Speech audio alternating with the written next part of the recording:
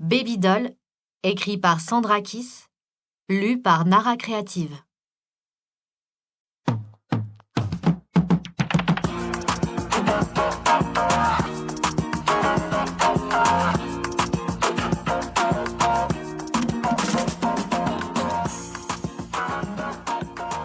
Chapitre 1.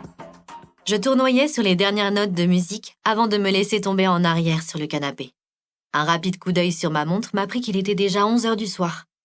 La fatigue commençait à se faire sentir. Encore une fois, je m'étais laissée entraîner par mes deux meilleures amies, Alba et Pénélope, des sœurs jumelles qui adoraient faire la fête dans les soirées étudiantes. Tandis que je reprenais mon souffle au milieu de l'agitation générale, mon cerveau, comme d'habitude, tournait à toute allure. Je songeais aux examens de ma dernière année de lycée qui approchaient, à mes études d'art que je voulais poursuivre à l'université. Mon esprit s'évada. Petit à petit, les voix et le bruit autour de moi s'atténuèrent. Mon alter ego invisible que j'avais surnommé Beto me souffla à l'oreille.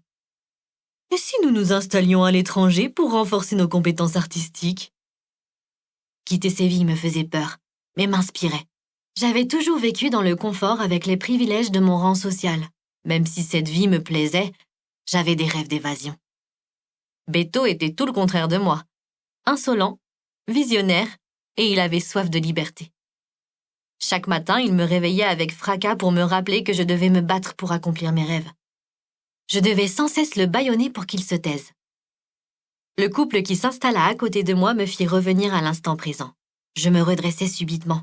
Mon regard balaya la pièce à la recherche de mes deux meilleures amies. J'aperçus en premier leurs chevelures rousses. Elles étaient entourées de monde et semblaient s'amuser comme des folles, riant et dansant au rythme de la musique. La fête battait son plein dans la grande maison de Pablo, le fils d'un riche homme d'affaires. Il avait invité toute la crème de la jeunesse sévillane sans se soucier du bruit ou des dégâts. La maison était décorée avec goût mais sans ostentation. Des canapés confortables et des tables basses étaient disposés dans le salon, où des plateaux de tapas et des bouteilles de vin étaient à la disposition des invités. Je tournai mon visage vers la baie vitrée. Dans le jardin, une piscine scintillait sous les étoiles, entourée de transats et de parasols. Des couples s'y bécotaient discrètement, profitant de l'air frais de la nuit. Il était temps pour moi de m'en aller. Je me levai et me frayai un chemin à travers la foule en saluant au passage des gens que je connaissais. Alba et Pénélope me sourirent en me voyant arriver. Elles étaient quasiment identiques sur le plan physique. Leurs visages étaient parsemés de taches de rousseur et leurs prunelles noisettes brillaient de malice la plupart du temps. Même taille, même silhouette. La seule chose qui les différenciait était leur coupe de cheveux.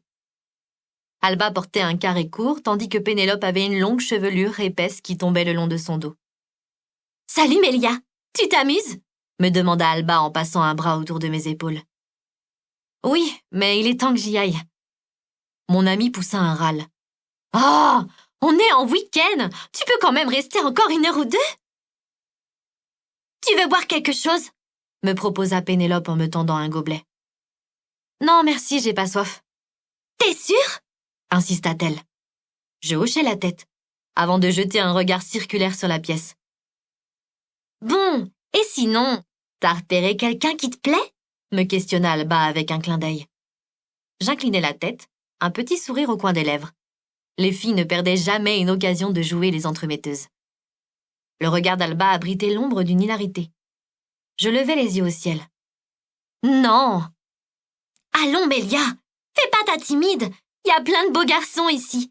Tu devrais profiter !» me conseilla Pénélope. Je croisai les bras sur ma poitrine. Je pourrais plus profiter si je rentre pas chez moi à l'heure. « Quoi ? Mais tu vas pas nous abandonner maintenant ?» protesta Alba. « Ok, j'ai une idée. Et si tu envoyais un message à ta mère pour dire que tu dors chez nous ? » « De toute façon, tes parents sont pratiquement jamais à la maison, » renchérit Pénélope qui joignit ses deux mains pour me supplier d'accepter. « Impossible, je vous rappelle que mes parents me forcent à respecter le couvre-feu à cause des émeutes qui ont éclaté en ville en début de semaine. » Pénélope fit mine d'être étonnée. « Des émeutes ? Quelle émeute ?» Le meilleur ami de Pablo s'incrusta à ce moment dans la conversation. « Oh, mais ça nous concerne pas ! On est en sécurité ici, loin de ces quartiers malfamés !» minimisa le jeune homme avec un sourire éclatant. Antonio, 18 ans, était le genre de garçon populaire, arrogant et sûr de lui, Je le trouvais prétentieux. Il prenait plaisir à écraser, ridiculiser les étudiants timides qui ne correspondaient pas aux standards de beauté de la société. Ce n'était pas une bonne personne. Je ne comprenais pas pourquoi il attirait autant le regard des filles. Bien sûr que ça nous concerne. Un étudiant est mort sous les coups de la police, c'est atroce. Étonné par mes paroles, Antonio arqua un sourcil. Il me regardait comme si j'étais bonne pour l'asile. Ce cabron était un voyou. Les trafiquants de drogue ne vivent jamais très longtemps. Les émeutes dans ces quartiers finiront par se calmer. Je parie que lundi, on n'en entendra déjà plus parler. J'allais ajouter quelque chose, mais Pénélope intervint. Mélia allait partir. C'est la seule ici à respecter le couvre-feu. Peut-être pourrais-tu la raccompagner chez elle? Je faillis hurler tellement la proposition de mon ami me surprit. Je tournai la tête dans sa direction avec de gros yeux. Antonio haussa les épaules, puis balada son regard pervers sur moi. Bien sûr, j'aime rendre service aux jolies jeunes femmes. Et puis, comme ça, on pourra faire connaissance. Une sombre colère monta en moi. Je n'avais aucune envie de terminer ma soirée avec ce type. J'avance la voiture. À tout de suite.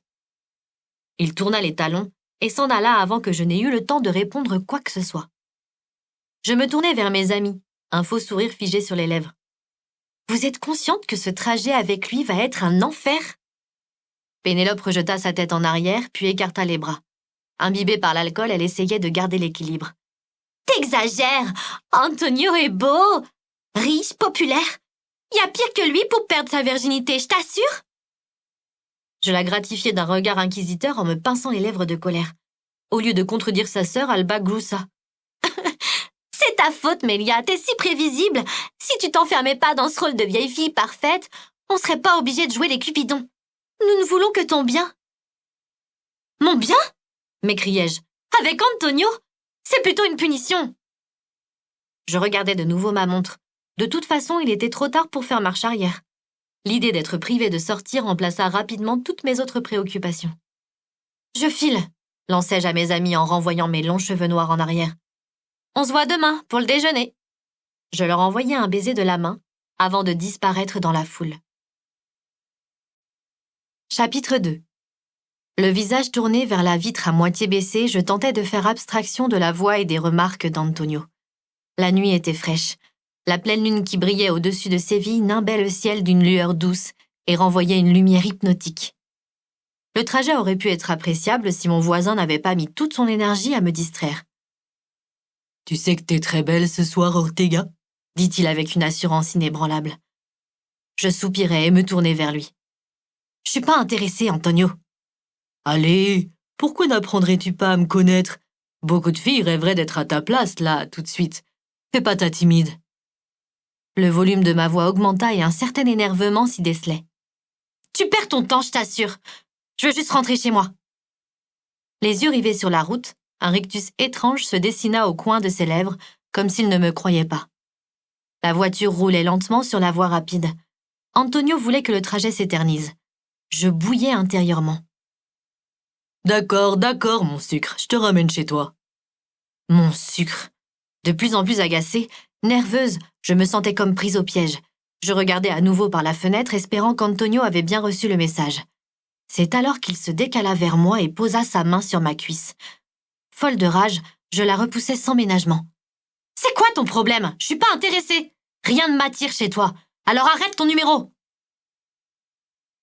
Antonio leva sa main au-dessus de sa tête, énervé, le regard brillant de colère. La voiture accéléra. Sur un ton mauvais, il explosa. « Tu te crois mieux que les autres? De toute façon, t'es même pas mon genre. »« C'est parfait. Je prends ça comme un compliment venant de toi. » Il se déporta sur la droite avant de stopper brutalement la voiture sur le bord de la route. Je basculai en avant tellement l'arrêt fut violent. « Allez, dégage, petite conne !» Abasourdi, il n'en fallut pas plus pour déclencher l'étincelle qui fit flamber ma rage. « T'as dit quoi? »« Sors de ma voiture !» hurla de fureur Antonio. « Cabron, tu !» Avant que je n'ai pu terminer ma phrase, il attrapa mon sac avec un geste d'impatience et le balança à travers ma vitre. Hors de moi, je sortis en trompe du véhicule en l'insultant de tous les noms. Antonio se pencha et claqua la portière. Les pneus crissèrent lorsqu'il redémarra. J'envoyai un grand coup de pied dans le vide. « Va te faire foutre !» Mon cri de fureur était si violent qu'il me déchira la poitrine. Je me tenais sur le bord de la route, seule et énervée.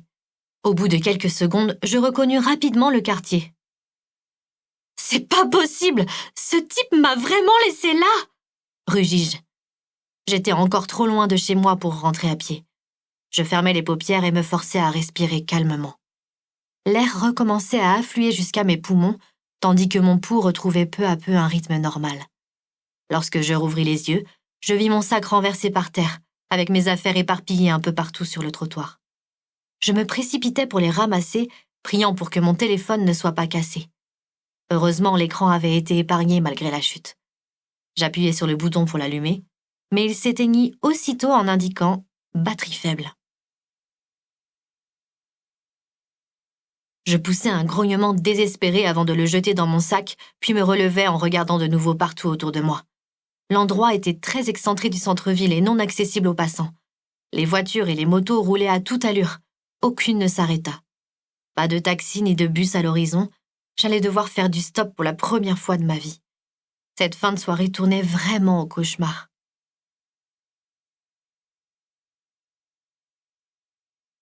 Le pouce levé, je me sentais vulnérable. J'espérais ne pas tomber sur un type pire qu'Antonio. Une dizaine, puis une vingtaine de voitures me dépassèrent sans s'arrêter. De plus en plus inquiète, je commençais à désespérer au fond de moi. Au moment où j'allais abandonner, des appels de phare me redonnèrent soudain espoir.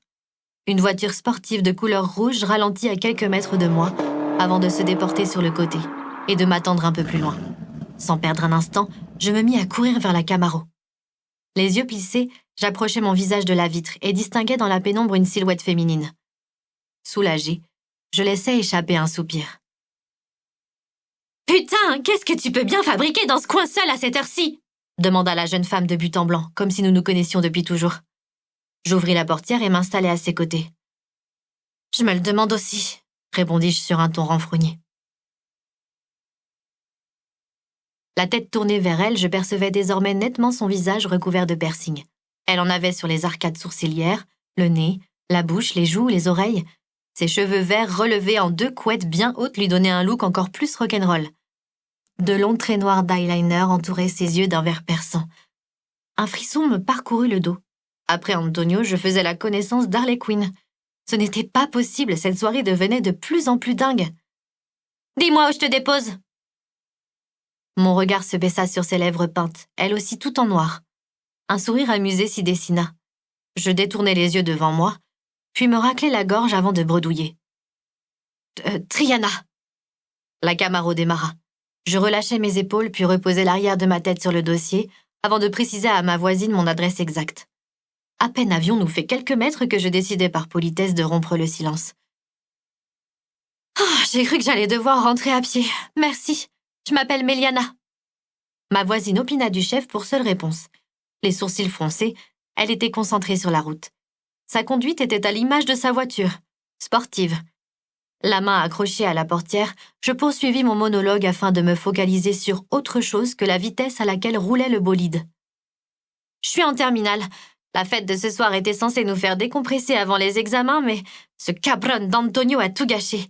Et pour finir, je vais sûrement être privée de sortie jusqu'à ma rentrée à l'université. » Ma voisine lâcha un petit rire.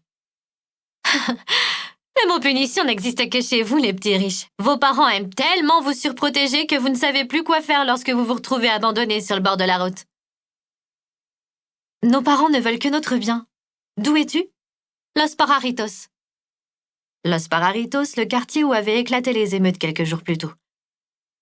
Je tournai la tête pour regarder à travers ma vitre et reconnus les façades colorées des maisons, les balcons fleuris. Je n'étais plus très loin de chez moi. « J'imagine que t'es jamais venue de ce côté-là de la ville ?» me demanda la jeune femme sur un ton calme, mais ironique. Je regardais de nouveau droit devant moi et secouai la tête. « Je connais pas tous les quartiers de Séville, » répondis-je mal à l'aise. « Tu veux dire les quartiers pauvres ?» Machinalement, je remis mes cheveux en arrière avant de répondre de la façon la plus courtoise possible. « J'ai aucune famille, ni aucun ami de ce côté-là. » La jeune femme se tourna vers moi et me jaugea de haut en bas avant de revenir sur la route. « Tu m'étonnes, les petits bourges comme toi ne tiendraient pas une journée dans ce coin. Pour être franche, je plains vos vies régies par vos parents. » Choquée par ces paroles agressives, j'ouvris de grands yeux. La colère que je tentais de contenir depuis l'histoire avec Antonio menaçait d'exploser. « Détrompe-toi, je suis maître de mon destin. Contrairement à ce que tu penses, je suis complètement libre. » Ma voisine lâcha un ricanement mauvais. « Et c'est quoi ton destin? Qu'aimes-tu faire dans la vie ?» Je répondis comme sous l'action d'un fouet. « Dessiner, créer, j'aime l'art. » La jeune femme hocha la tête de façon théâtrale, puis se marra de nouveau. « Donc, tes parents sont d'accord pour te laisser vivre ta passion sans aucune pression? » « C'est ça, mentis-je. Et ils me soutiennent. » À ce moment, la voiture ralentit. Nous étions arrivés à destination. « Belle baraque! J'espère que papa et maman ne seront pas trop fâchés de te voir rentrer si tard. » Avec un regard cracheur de feu, je la remerciai puis agrippai mon sac. Soudain, sans crier gare, elle interrompit mon geste en m'attrapant fermement le bras.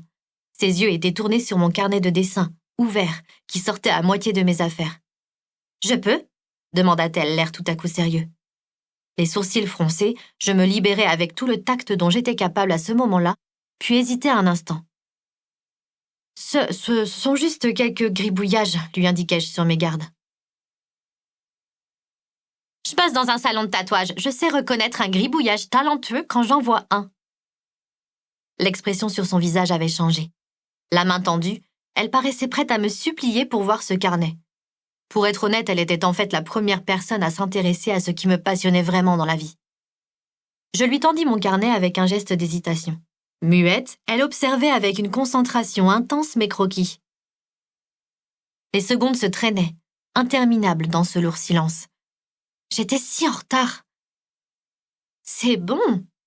C'est très très bon, » murmura la jeune femme. Elle tournait les pages comme envoûtée. Il y avait de tout, des paysages, des portraits, des objets. « Tes tracés sont-ils à main levée ?» Je hochai la tête. « Putain, ils sont parfaits!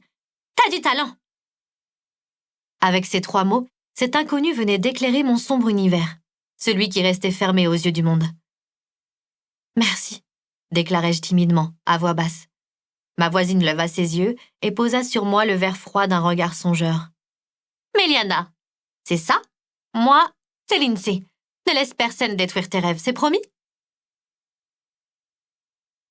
Je fronçai les sourcils, étonné par son intérêt soudain à ses dessins et le pouvoir qu'ils avaient eu sur elle. « Je vais essayer, » répondis-je sur un ton plus mélancolique que je ne l'aurais voulu. La jeune femme me rendit le carnet. Je me dépêchai de le fourrer dans mon sac et sortis de la voiture.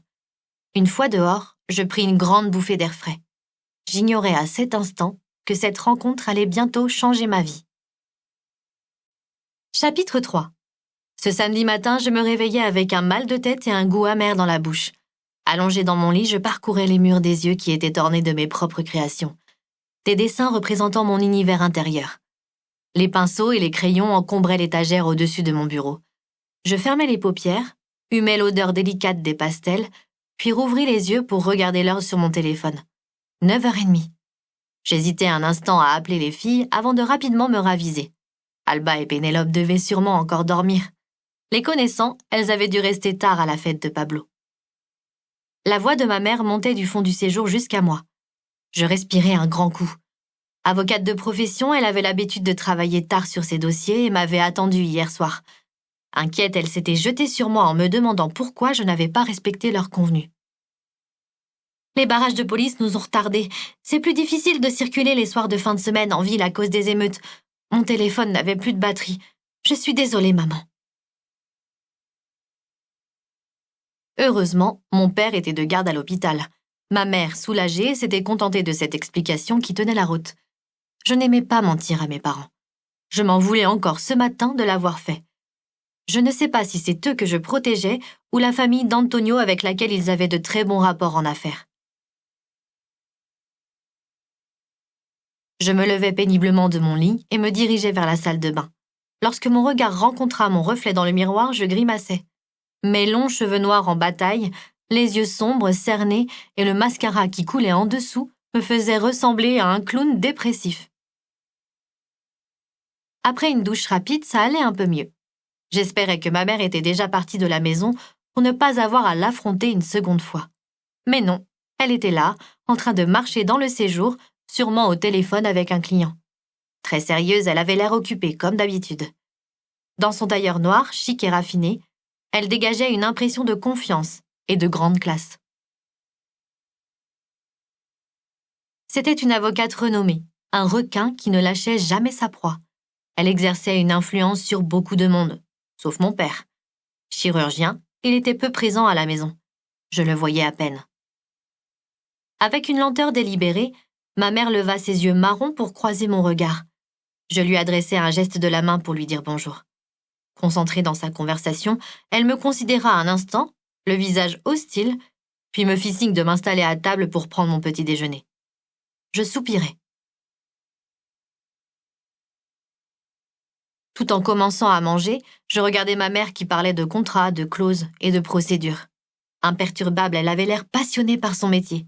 Arriverais-je aussi à l'être plus tard, en choisissant la voie que mes parents voulaient pour moi? Comment pouvions-nous être si différents? Comment pouvions-nous nous comprendre sans jamais réellement nous parler? L'esprit occupé, je ne m'étais pas rendu compte que ma mère avait raccroché. « Mais Liana, tu m'écoutes ?» s'agaça-t-elle. Je m'excusai. « Désolée, je suis pas encore tout à fait réveillée. Que disais-tu » Une expression froide durcit les traits de son visage. Debout devant moi, elle fit mine de recoiffer son chignon avant de poser une main sur sa hanche. « Tu es jeune. C'est normal que tu penses à t'amuser, mais tu dois aussi penser à ton avenir. Qu'as-tu décidé? Tu aurais dû t'occuper des démarches universitaires déjà depuis plusieurs mois. » Elle marqua une pause, tourna la tête et balaya l'air d'un geste désinvolte de la main. « J'ai le bras long, mais si tu ne te... »« J'ai rempli les formulaires de préinscription la semaine dernière, » la coupai-je. « Mon premier vœu, c'est l'Université Autonoma, de Barcelone. » Ma mère revint brutalement sur moi. Son soulagement paraissait extrême. « Mélia, c'est une si bonne nouvelle! Ton père va être si heureux de l'apprendre! Pourquoi ne me l'as-tu pas dit avant? J'en dormais plus la nuit. » « Tu n'es pas souvent là. » Ma mère se pinça les lèvres. Une lueur que je ne lui connaissais pas passa dans ses yeux. « C'est vrai, mais les choses vont se calmer un peu. On pourra bientôt passer du temps, toutes les deux. » Chose rare, elle me sourit, puis d'un pas pressé, elle se dirigea vers le canapé pour récupérer sa veste et son sac. « En tout cas, je suis heureuse que tu aies abandonné cette idée d'art sans importance. Ça n'avait vraiment aucun sens. Tu as 18 ans, tu n'es plus une petite fille. » Une colère sourde monta en moi. Je pris une profonde inspiration pour la contenir du mieux possible. Soudain, quelque chose attira son regard à l'extérieur. Elle s'approcha doucement de la fenêtre. « Bon sang, mais ils sont encore là! Je vais finir par appeler la police !» Je me levai de mon siège et rejoignis ma mère. La surprise fut telle que je faillis m'étrangler de stupeur. « Putain !» soufflai-je les yeux écarquillés. De l'autre côté de la rue se trouvait la jeune femme qui m'avait prise en stop la veille. Assise sur le capot de sa voiture rouge, elle discutait avec un homme pas plus âgé qu'elle. Sa chevelure d'un vert vif et son allure singulière ne pouvaient qu'attirer tous les regards dans le quartier. D'ici, je distinguais son corset noir sans manches dévoilant ses bras couverts de tatouages. Les clous métalliques accrochés dessus brillaient au soleil. Le bas de son jean ultra moulant disparaissait dans ses bottes aux semelles épaisses, ornées de sangles et de boucles argentées. Ma mère se tourna vers moi, les sourcils froncés. « Tu les connais? Ces personnes sont là depuis plus de 2 heures. » Je me ressaisis. « Non, écoute, va travailler. Ils doivent sûrement attendre quelqu'un. Ils ne font rien de mal. » Ma mère soupira, jeta un coup d'œil sur sa montre, puis hocha la tête. « Je suis en retard. Je te laisse t'en occuper. » Elle tourna les talons et s'éloigna rapidement de moi. « Au fait, quel est ton programme aujourd'hui ?» me lança-t-elle sans se retourner. « Je déjeune en ville avec les filles. »« D'accord. Faites attention à vous et ne rentre pas tard. Ton père sera là ce soir pour le dîner. » Avant même que j'eusse le temps de répondre, elle avait disparu de la pièce. 2 minutes plus tard, je me retrouvais dehors. Je fis de mon mieux pour me composer un visage et une contenance avant d'arriver jusqu'à la Camaro rouge. Le soleil brillait déjà haut dans le ciel sans nuages, réchauffant ma peau au fur et à mesure que je marchais. Il régnait en ce début de mois de mai une température inhabituellement élevée. « Que faites-vous devant chez moi ?» demandai-je sur un ton direct et presque accusateur. Je plongeai les mains dans les poches arrière de mon jean en attendant la réponse. Lindsay leva les yeux au ciel tout en mâchant vulgairement son chewing-gum avant de descendre du capot de la voiture. « Je me pose la même question, » murmura le type à côté. Gêné, il jeta un rapide coup d'œil aux alentours, puis baissa la tête pour éviter mon regard. Il était à peine plus grand que moi, et comme Lindsay, il avait une allure de rocker rebelle, avec des piercings à l'arcade sourcilière, au nez, à la lèvre et aux oreilles. Ses cheveux noirs coiffés en crête faisaient ressortir son visage rond et joufflu. Mon regard parcourut son cou et ses bras tatoués avec des motifs tribaux, des crânes et des flammes. Je continuai mon introspection sur sa veste en cuir noir ornée de clous et de chaînes, puis sur son pantalon moulant, et ses bottes à semelles épaisses. « Mon frère, Josh », me présenta Lindsay. « Lui aussi est tatoueur. Nous bossons ensemble avec mon autre frère. » Sur mes gardes, je fixais la jeune femme du coin de l'œil. La scène était surréaliste. Était-elle vraiment venue que pour ça? Avec un sourire exagéré, je me tournai vers le jeune homme. « Enchanté, Josh », lançai-je sur un ton sarcastique. Il se gratta l'arrière du crâne. « Ouais, j'avoue que c'est étrange », lâcha-t-il embarrassé. Il se tourna vers sa sœur et grogna entre ses dents. « Putain, mais à quoi tu joues? Elle ne peut pas être celle qu'on recherche !» Lindsay le foudroya du regard avant de répondre avec un air grognon. « Et pourtant si, j'avoue que quand tu la vois comme ça, elle paye pas de mine.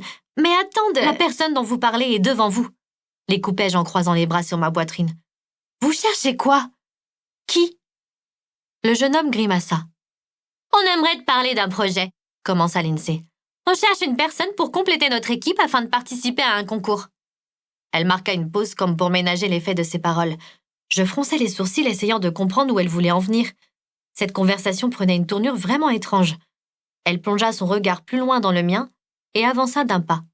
« La Tiger Cup est un événement mondial qui a lieu tous les 10 ans. Pendant 2 jours, les meilleurs tatoueurs du monde entier s'affrontent sous l'œil d'un jury exigeant. Les gagnants de ce concours obtiennent une notoriété importante dans le monde entier. Il n'y a pas de concours ou de titre plus prestigieux que celui-ci. » Je clignai des yeux puis repensai soudain à la façon dont elle avait scrupuleusement regardé mes dessins hier sur mon carnet.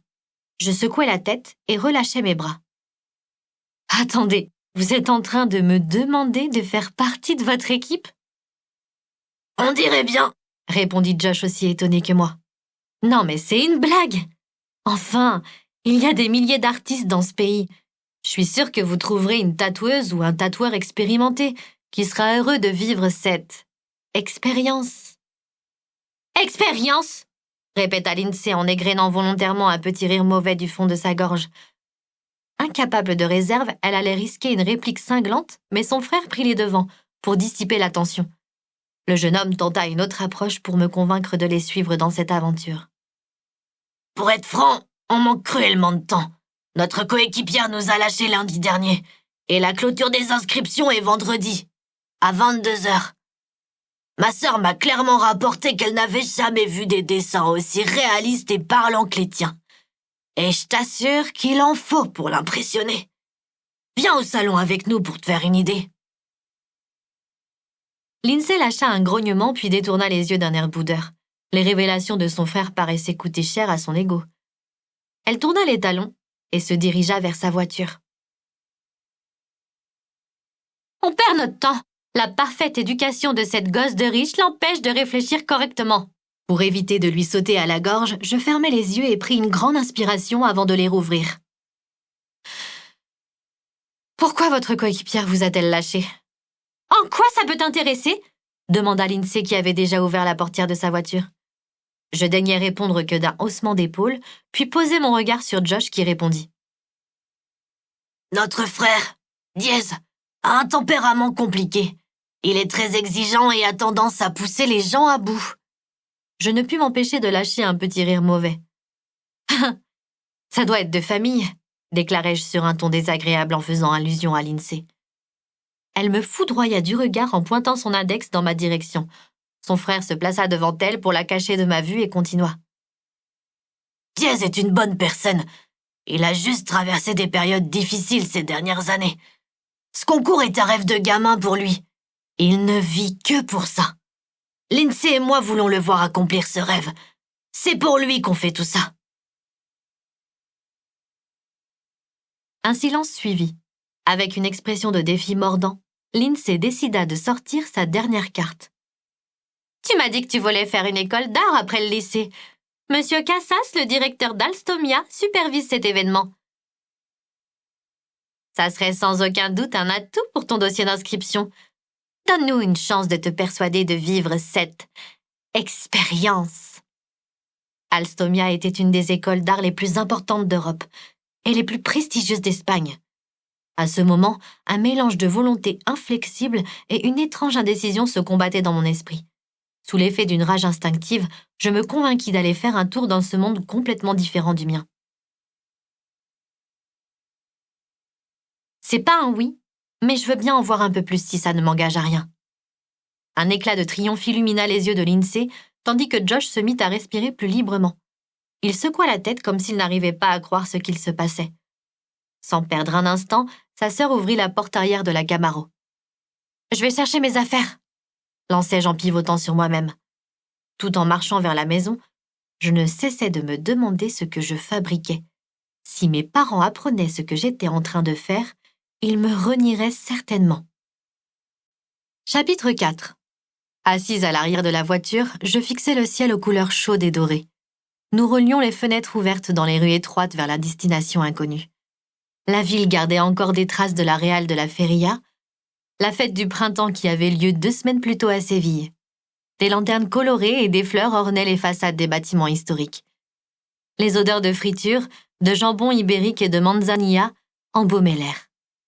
Le silence régnait dans la Camaro, seulement brisé par le bruit de la circulation extérieure et des roues sur les pavés. Ça m'allait très bien. Je n'avais pas envie de faire la conversation avec ces deux inconnus. Plongée dans mes propres pensées, je préférais simplement regarder le paysage défiler. Je n'étais pas nerveuse, j'avais seulement hâte d'en terminer avec cette histoire. La situation dans laquelle je me trouvais était la conséquence d'une suite d'événements complètement imprévus, mais heureusement, tout ça allait bientôt s'arrêter. La voiture ralentit, s'engagea dans une ruelle avant de s'arrêter tout au bout, devant une devanture décorée de dessins aux formes inquiétantes. Je sortis du véhicule et fus rapidement rejointe par Lindsay et son frère. Ce lieu ne me disait rien du tout. De la musique rock assourdissante sortait de cet endroit. Je regardais autour de moi. La ruelle était calme. Il n'y avait aucun passage. L'envie de faire demi-tour me submergea. Je faillis le faire, mais Lindsay me provoqua encore une fois. « Regarde-la, Josh. Elle est à 2 doigts d'appeler sa maman. »« Putain, Lindsay, fous-lui la paix. C'est toi qui es parti la chercher. » Le jeune homme s'approcha de moi, le regard rempli de compassion. « Meliana, si tu aimes l'art, cet endroit te plaira plus que tu ne le penses. » Mes yeux revinrent sur la vitrine. Ces motifs, aussi brutaux que délicats, aux couleurs tristes, m'attiraient. Il y avait quelque chose de si poétique dans cette fresque abstraite. Je pris une grande inspiration et essayai de me convaincre que l'opinion de Lindsay m'indifférait. Si je poussais la porte de cette boutique, c'était uniquement parce que j'avais envie qu'on me laisse tranquille pour de bon. « Melia, tu es si prévisible !» La voix de Pénélope résonna dans ma tête lorsque je franchis le seuil de ce salon pas comme les autres. Si les filles pouvaient me voir à cet instant, elles auraient sûrement leur bouche ouverte à se décrocher la mâchoire. Et même si je leur racontais tout, elles ne me croiraient pas. Soudain, mes pensées furent brutalement interrompues. L'univers sombre et intimiste dans lequel je me trouvais me coupa les jambes et le souffle. Mon regard s'égara immédiatement sur les tableaux au mur qui exposaient des créations originales, des portraits réalistes, des paysages fantastiques. On aurait dit des œuvres d'art. Faisant abstraction de tout ce qui se passait autour de moi, je m'approchais lentement d'un peu plus près des tableaux. Abîmée dans la contemplation de ces dessins, je n'entendais ni la voix de Lindsay ni celle de Josh. J'étais comme hypnotisée. Je parcourus le mur des yeux, subjuguée par le tracé si parfait de chaque œuvre. Ce fut le vacarme de la musique à plein volume qui me fit rapidement revenir à l'instant présent. Je continuais de regarder partout autour de moi. Il y avait dans ce modeste espace un canapé en velours noir, une pile de magazines posés sur la table, un comptoir avec beaucoup de rangements à l'arrière. Plus surprenant encore, un petit coin bibliothèque avait été aménagé où les étagères regorgeaient de livres. Le rayonnage du haut était occupé par une vaste collection de vinyles. Enfin, mon regard s'arrêta sur les plantes vertes dans le coin de la pièce. Eh bien, ce lieu était plein de surprises. La musique s'atténua subitement. Je me tournai vers le comptoir. Josh, près d'une chaîne hi-fi vintage, s'était occupé à faire baisser le bruit des basses et de la guitare électrique qui jaillissait des enceintes. Je le gratifiai d'un petit sourire avant qu'il se tourne vers sa sœur. Diez doit être en train de préparer son prochain rendez-vous. On y va? Pas le choix, rétorqua cette dernière, l'air grave et soucieux. Je restai une seconde sur place, un peu désorientée, avant de les suivre dans la pièce annexe. La porte s'ouvrit sur un endroit spacieux, encore plus sombre qu'à l'entrée. Une odeur chaude, masculine, aux arômes de bois de santal flottait dans l'air. Mes yeux parcoururent le sol noir et brillant, puis le bas plafond, avant de terminer leur course sur un fauteuil en cuir marron qui trônait au milieu de la pièce. Ce fut là que je l'aperçus, debout, derrière une grande table en métal en train de manipuler différents objets et produits. Un peu plus âgé que moi, il avait des cheveux noirs, épais, qui formaient une espèce de banane désordonnée. Le jeune homme, habillé lui aussi tout en cuir, paraissait sortir tout droit des années rock de 1950. « Diez, nous devons te parler », lança Lindsay. Je restais près de la porte et inspirais discrètement tellement le moment était oppressant. Le jeune homme, imperturbable, continuait de s'occuper de son matériel sans relever la tête. « Dépêchez-vous, j'ai une grosse journée devant moi. » La traînée de sa voix graveleuse et profonde pénétra en moi. Un fourmillement inquiétant remonta le long de mon échine. Ces mots s'attardèrent dans l'air, aussi pesants que le silence qui s'était rabattu dans la pièce. Lindsay poursuivit. « Nous avons trouvé notre coéquipière pour le concours, » déclara-t-elle d'une voix assurée. Le jeune homme releva à demi la tête, son visage demeurait profondément concentré. Le crayon noir sous ses yeux renforçait la dureté de son regard, aussi sombre que le reste. La lueur glaciale au fond de ses prunelles m'arracha un frisson. Après m'avoir rapidement parcouru, il reporta de nouveau son attention sur son matériel et s'adressa à sa sœur. « Dirk t'a-t-il donné le formulaire avec sa signature? Je ne la vois pas dans les papiers. » Lindsay fronça les sourcils et secoua la tête, l'air embêté. « J'ai oublié de lui réclamer. »« Ok, n'oublie pas de le récupérer ce matin. Il nous le faut dans son dossier. C'est important. » La jeune femme n'était visiblement pas du genre à passer au-dessus des problèmes. Dépassée par l'indifférence totale de son frère, elle s'adressa, agacée, directement à Josh. « Tu peux m'aider? Après tout, si on est dans cette situation, c'est à cause de lui. Notre idiot de frère a fait fuir la moitié des tatoueurs de Séville. Personne ne veut concourir avec nous. »« Diez !» insista Josh. Le jeune homme, toujours occupé, ne répondit pas. « Diez, Lindsay n'a pas tort. Tu devrais nous accorder au moins quelques minutes. » La mâchoire du jeune homme se durcit. Il enleva ses gants et prit une profonde respiration avant de faire face à son frère.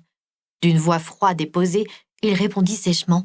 « Je vous ai dit que j'allais arranger tout ça. » Il coula ensuite sur moi un regard mauvais et ajouta.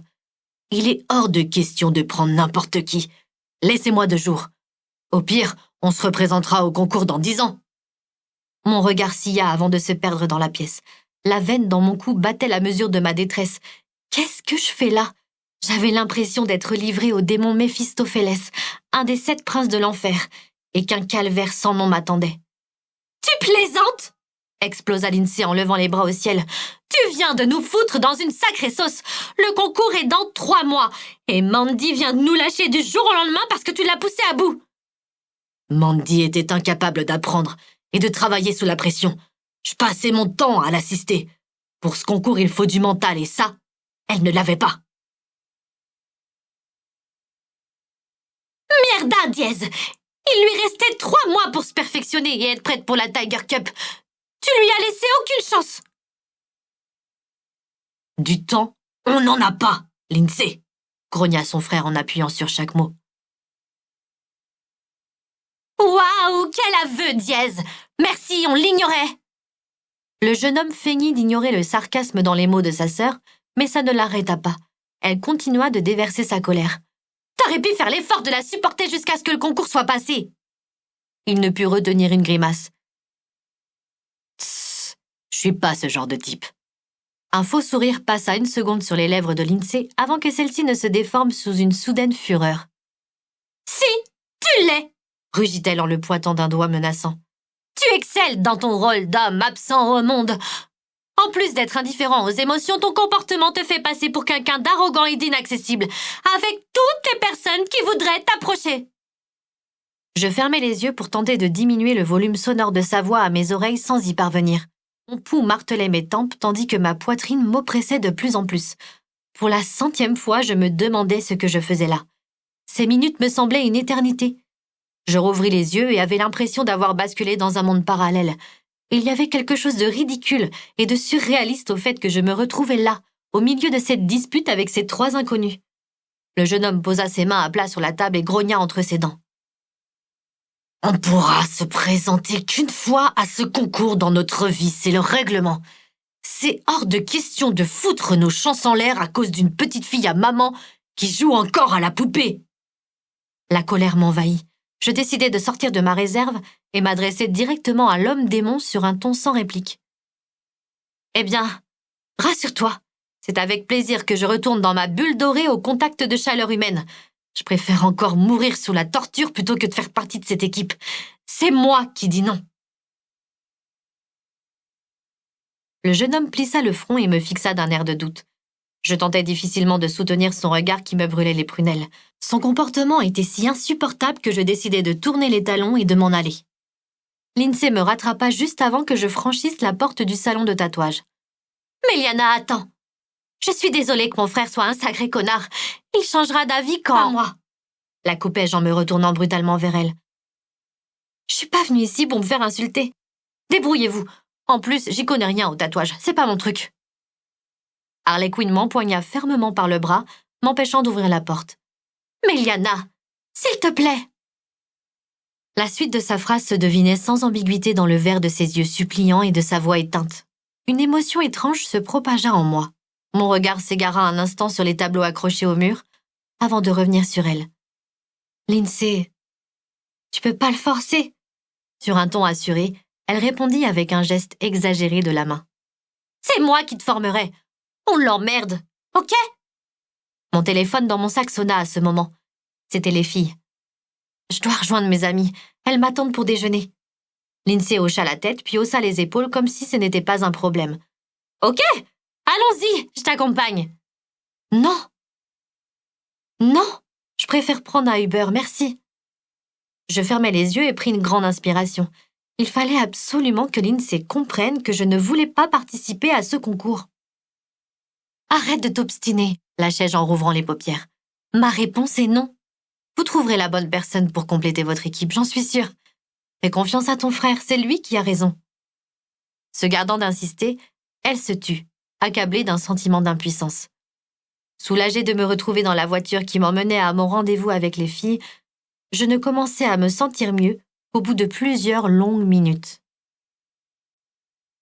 Chapitre 5. Je repérais tout de suite les filles au fond de la terrasse. Souriantes et radieuses dans leurs robes colorées, mes amis m'attendaient à une table. Le restaurant était rempli à cette heure-ci de la journée.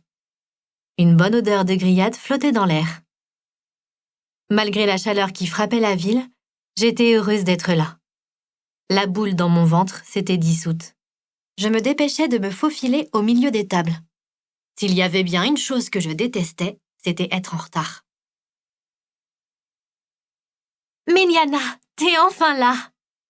s'exclama Pénélope en me voyant. « Désolée, j'ai eu un contretemps assez... » Au lieu de terminer ma phrase, j'agitai ma main et m'assis en face des filles. « Quel genre de contretemps ?» demanda Alba avec une moue curieuse. « Même si je vous racontais, vous ne me croiriez pas, pensai-je au fond de moi. D'ailleurs, je n'y croyais toujours pas moi-même. Le serveur arriva et nous commandâmes des tapas et des boissons fraîches pour nous rafraîchir. À peine il eut fini de prendre notre commande que Pénélope insista à son tour. « Alors ?» Je décidai de passer outre le choc de cette dernière heure et de leur raconter plutôt ma fin de soirée, la veille, avec Antonio. La façon dont il avait été insistant, puis comment il m'avait laissé en plan au bord de la route. « Quel goujat !» s'écria Pénélope indignée. La colère chez sa sœur monta aussi en flèche. « Il mériterait qu'on lui coupe les couilles. Je te jure que si je le croise, je lui saute dessus pour le massacrer. » Un cauchemar, continuai-je en repoussant mes cheveux épais vers l'arrière. Je n'avais même plus de batterie dans mon téléphone pour appeler quelqu'un. J'ai cru que j'allais devoir rentrer à pied. Le serveur revint et déposa nos boissons et nos plats sur la table. Je me dépêchai de prendre une gorgée de mon cocktail de fruits. « Continue !» m'ordonna Alba qui avait hâte de connaître la suite de ma mésaventure. Je répondis avec un haussement d'épaules. J'ai fait du stop. Les filles ouvrirent des yeux gigantesques. Tu as fait quoi? S'écria Alba. Notre Méliana a fait du stop, articula difficilement Pénélope, qui avait peine à me croire. Mais t'es folle! Je levai les bras au ciel. J'avais pas le choix. C'était ça, ou rentrer avec 2 heures de retard. Il m'arrive de faire des trucs de dingue des fois. Les filles se jetèrent un regard en coin qui m'agaça. Pourquoi cette image lisse de petite fille sage me collait-elle à ce point à la peau? Alba se prit une tartine dans le plat et déclara. Heureusement, t'es pas tombée sur plus dingue qu'Antonio. Pénélope secoua vigoureusement la tête, l'air ennuyé. Je m'en veux. C'est à cause de nous si tu t'es retrouvée dans cette situation. Nous n'aurions jamais dû te pousser dans les griffes de ce pervers. Antonio n'est pas dangereux, déclarai-je en prenant à mon tour une tartine de légumes. C'est juste un gros lourdeau qui pense pouvoir se comporter comme il veut à cause de sa popularité au lycée.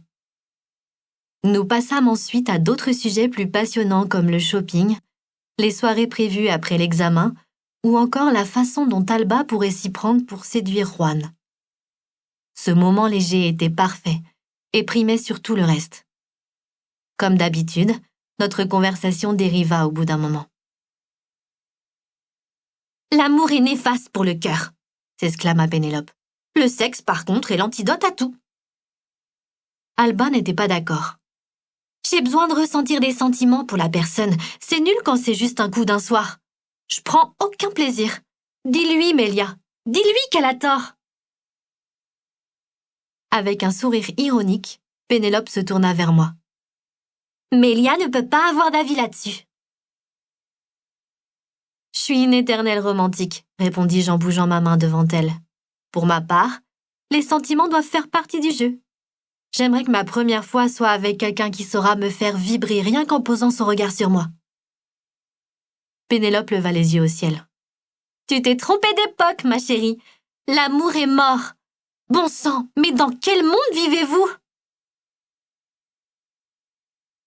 Alba allait répliquer, mais quelque chose l'en empêcha. Le regard de mes 2 amis se perdit derrière moi. Leur expression passa soudain de l'insouciance à l'étonnement. Intriguée par leur silence de stupéfaction, je me retournai et me raidis aussitôt. Et merde! Mon sang afflua brusquement à mon visage lorsque je vis Lindsay arriver vers nous. « C'est nous qu'elle regarde ?» demanda Pénélope à voix basse. « Mélia, on dirait qu'elle te connaît !» ajouta Alba sur le même ton. « Je n'ai jamais vu une fille avec autant de tatouages sur le corps. Ça doit être extrêmement douloureux. » De plus en plus nerveuse, je me retournai vers les filles et baissai la tête. Je ressentais une vraie gêne. Qu'est-ce qu'elle fabriquait là? J'étais sûre d'en avoir fini avec cette histoire. Je posai mon verre sur la table. Mon cœur cognait contre mes tempes. Oui, je la connais. Un peu, avouai-je à demi-mot. Alba et Pénélope restèrent bouche bée. Salut les filles! Lindsay se tenait debout à côté de notre table. L'atmosphère se chargea d'une sorte de malaise fébrile. Je soupirai, découragée. Alors, Méliana, tu me présentes pas? S'impatienta la jeune femme. Mes amis continuaient de la considérer d'un air méfiant. C'est vrai qu'à première vue, Lindsay renvoyait une image complètement décalée par rapport au reste de la population. Dans ce restaurant chic et branché de la ville, son physique atypique détonnait. Mais ça n'avait pas l'air de la déranger, bien au contraire. Ça l'amusait. Elle adorait choquer. Je bouillonnais à l'intérieur. « Que fais-tu ici ?» grognai-je en jetant un regard circulaire autour de moi. « Pourquoi es-tu si en colère? Nous sommes amis maintenant, Meliana. » « Elle connaît son prénom, » chuchota Pénélope à l'oreille de sa sœur. Lindsay essaya de masquer son sourire. Je restais ostensiblement froide, même glaciale. « Tu m'as suivi ?» La jeune femme haussa les épaules, comme seule réponse. « Mélia !» insista Pénélope. « Nous sommes un peu perdus. Tu nous expliques ?» Lindsay s'assit à côté de moi et répondit à ma place. « Je pense que votre amie vous a raconté les péripéties de sa fin de soirée hier. Eh ben, c'est moi qui l'ai ramenée chez elle. Depuis, nous sommes inséparables. Meliana va participer à la 5e édition du plus grand concours de tatouage au monde. Bien sûr, je vais la former. Ce matin, elle est venue au salon pour rencontrer mon frère, Diez. C'est pour ça qu'elle était en retard. Stop ! Hurlai-je. J'avais l'impression de faire un pas de plus sur le chemin de la folie. Ce n'était pas possible. J'allais me réveiller. « Je t'ai donné une réponse claire, » déclarai-je en appuyant sur chacun de mes mots, très énervée. « Diez t'a effrayé, » répondit Lindsay avec un lent sourire exagéré. « Avant ça, je suis venue te chercher ce matin avec mon autre frère et t'es montée dans la voiture pour aller au salon de tatouage. » Je voulus riposter, mais Alba me fit taire d'un geste. « Attends, toi, tu veux participer à ce concours de tatouage ?» Elle se tourna vers sa sœur. « Non !» m'empressai-je de rectifier avec virulence. « Trop cool !» déclarèrent Alba et Pénélope en chœur, sans avoir écouté ma réponse. Excitée, Alba s'emporta. « Pourquoi tu nous as rien dit? Moi qui pensais que ta vie ne serait qu'une succession d'événements ennuyeux. Finalement, t'arrives à nous surprendre !» Je plissai les yeux et feignis d'avoir mal compris ses propos. À côté, Pénélope hochait la tête. Elle partageait visiblement aussi cet avis. « Super, merci les filles. J'ignorais à quel point j'étais chiante et ennuyeuse. »« Prévisible, » me corrigea Alba sur un ton amusé. « Parle-nous de ce concours !» s'impatientait sa sœur qui ne tenait plus assise. Je croisai les bras et répondis, abrupte. « Y a pas de concours !» Lindsay se fit un plaisir de continuer son cirque en répondant à toutes leurs questions et en leur expliquant les règles. Elle compensait ma mauvaise humeur en redoublant de sourires. Les filles la regardaient, fascinées par son personnage. Je restais silencieuse. Alba et Pénélope finiraient bien par comprendre que cette histoire de concours était quelque chose d'impossible, de trop gros pour moi. Je redeviendrais alors à leurs yeux l'amie ennuyeuse qu'elles avaient toujours connue. Les portes des plus grandes écoles d'art s'ouvriront à Meliana. Il ne faut pas négliger cette chance incroyable. Les sourires sur les lèvres de mes amis s'évanouirent. Un silence gênant retomba lourdement. Lindsay s'en inquiéta. « C'est la vérité !» insista-t-elle. « Meliana pourra mentionner ce concours dans ses références. » Alba vint à la question épineuse. « Es-tu prête à annoncer à tes parents que t'abandonnes tes études à l'université Autonoma ?» Lindsay tourna sa tête vers moi et me fixait maintenant avec des yeux de chasseuse qui me criaient « Petite menteuse !» Honteuse, je détournai mon regard et murmurai. « Non, je ne le ferai pas.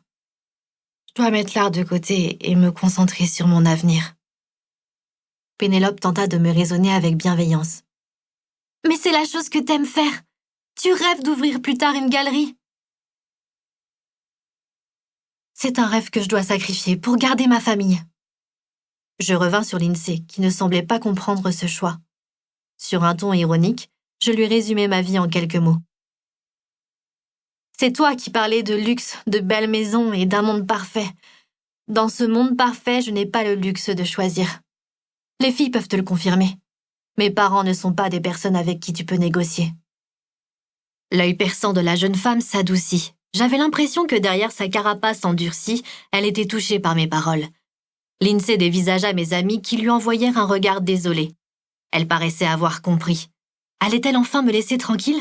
« Je dois y aller, » dit Lindsay en se levant. « Tu as encore quelques jours pour réfléchir à ma proposition. » Visiblement, non.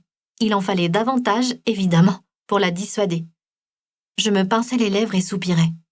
« Tu lâches jamais l'affaire ?» Ma question n'en était pas vraiment une. C'était plutôt une constatation. Lindsay haussa les épaules et me lança avec un air amusé. « La famille Vega a hâte de vous accueillir parmi ses membres. » Puis, avec une petite révérence, elle pivota sur elle-même et s'en alla, comme elle était venue. Tous les regards tournaient vers elle. Une fois disparue de notre vue, les filles me tombèrent dessus. « Pourquoi tu nous as rien dit? Cette nana est géniale! Mélia, tu devrais réfléchir. Ce concours est une bonne opportunité. Et ce Diez, cette fille a dit qu'il t'avait effrayé. » « Il ne m'a pas effrayé, » répondis-je agacée. « C'est juste un mec égocentrique et odieux. Je veux plus jamais le revoir. » Ma voix s'éteignit. Je pris mon sac à main et sortis de la monnaie pour payer le repas. Je ne pensais qu'à clore cette discussion et dissuader mes amis d'en reparler un jour. Le dessin reste une passion, rien de plus. Ne parlons plus de Lindsay et de sa famille. Je soupirais, cherchais mes mots. Bizarre, sifflai-je entre mes dents. Les filles me lancèrent un regard inquiet avant de se ressaisir rapidement. C'est Pénélope qui changea finalement de sujet. Allons à la maison. Nous pourrons profiter de la piscine tout en poursuivant nos révisions. Je dois encore compléter quelques fiches. Réviser? Grogna Alba. Mais vous pensez à rien d'autre? Les épreuves ne sont que le mois prochain. Tout en rassemblant mes affaires, je répondis. Justement, il faut pas perdre de temps. Tu l'auras, Mélia, même sans réviser, rétorqua Alba, blasée.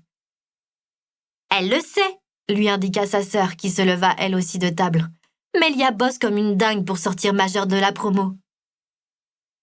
Alba nous suivit à l'extérieur du restaurant, en ne cessant de râler.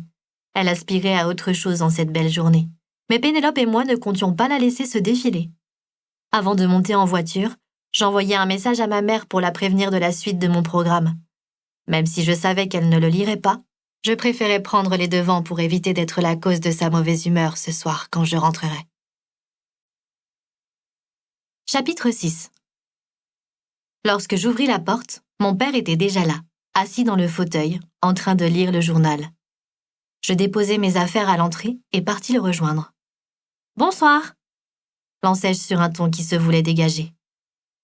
Je pris place sur le canapé en face de lui.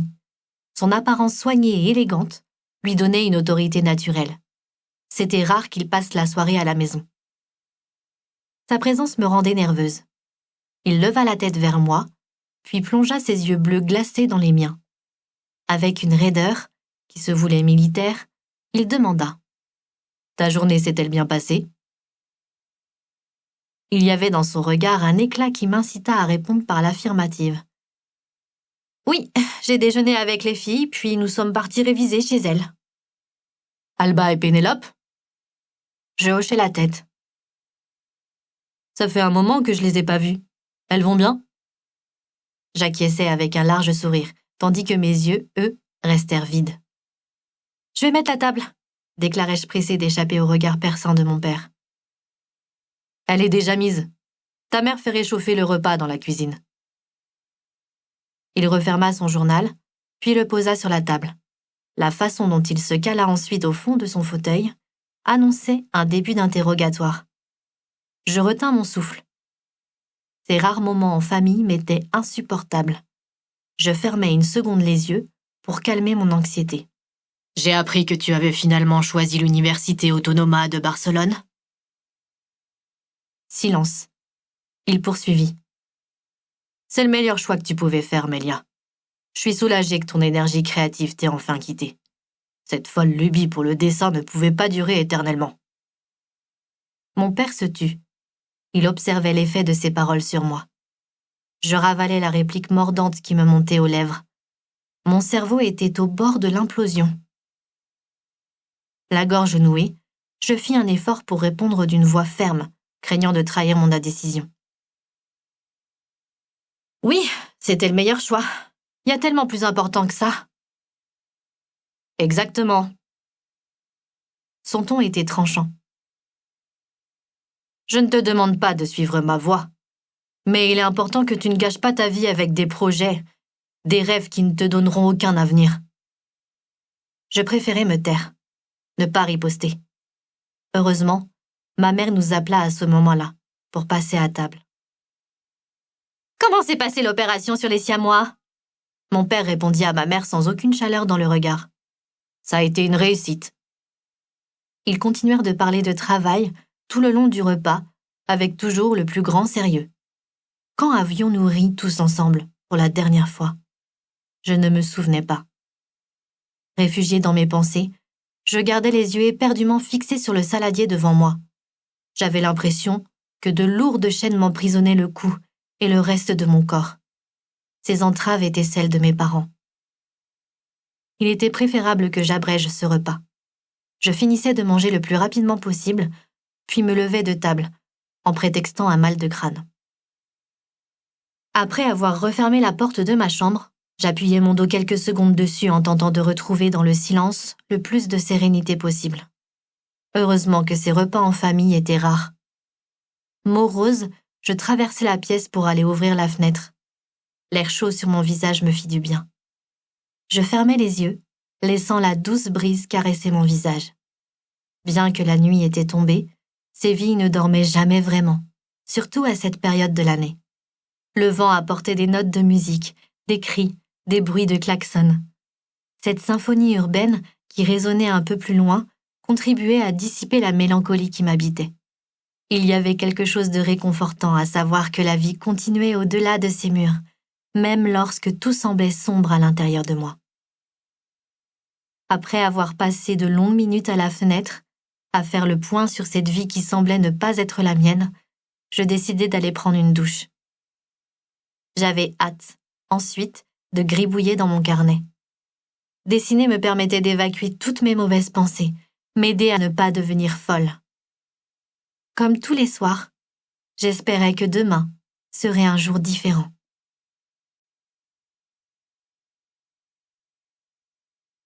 Chapitre 7. Le soleil venait à peine de pointer que la chaleur était déjà éprouvante. Le chauffeur de ma mère devait me déposer à quelques mètres du lycée.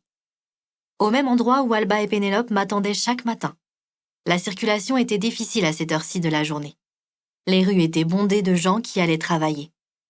Par miracle, j'arrivais quelques minutes avant le début des cours. Les filles et moi nous dépêchâmes de rejoindre l'entrée du bâtiment avec un groupe de camarades. En ce lundi matin, il y avait beaucoup de monde autour de nous. Certains élèves restaient dehors à discuter, pas pressés de commencer leur journée. Prisonnière dans mon uniforme scolaire, je m'efforçais de dissimuler ma gêne. Sous cette veste bleu marine, ma chemise blanche impeccablement repassée me collait déjà à la peau. Mes chaussettes hautes et ma jupe plissée, aussi élégante soit-elle, ne faisaient qu'ajouter une couche supplémentaire d'inconfort. Nos tenues n'étaient vraiment pas adaptées pour les chaleurs estivales. Je parlais avec mon ami Juan. Il prévoyait de passer ses vacances dans sa villa, en Algarve, au Portugal. « Viens, j'ai invité les autres, il y aura plein de choses à faire. » Les filles marchaient devant nous. Alba feignit d'être absorbée dans une autre conversation avec le reste du groupe. Je savais les sentiments qu'elle éprouvait pour Juan. Il était temps d'agir. Je me lançai donc dans une subtile manœuvre pour les rapprocher tous les deux. « Peut-être, je vais voir, » déclarai-je d'une voix légèrement plus forte. « Je vais en Crète avec ma cousine, mais avant de rentrer à Séville, je peux faire un détour par l'Algarve avec Pénélope et Alba. » Un sourire complice se dessina sur les lèvres de Juan, comprenant parfaitement mon intention. Il joua le jeu et rebondit.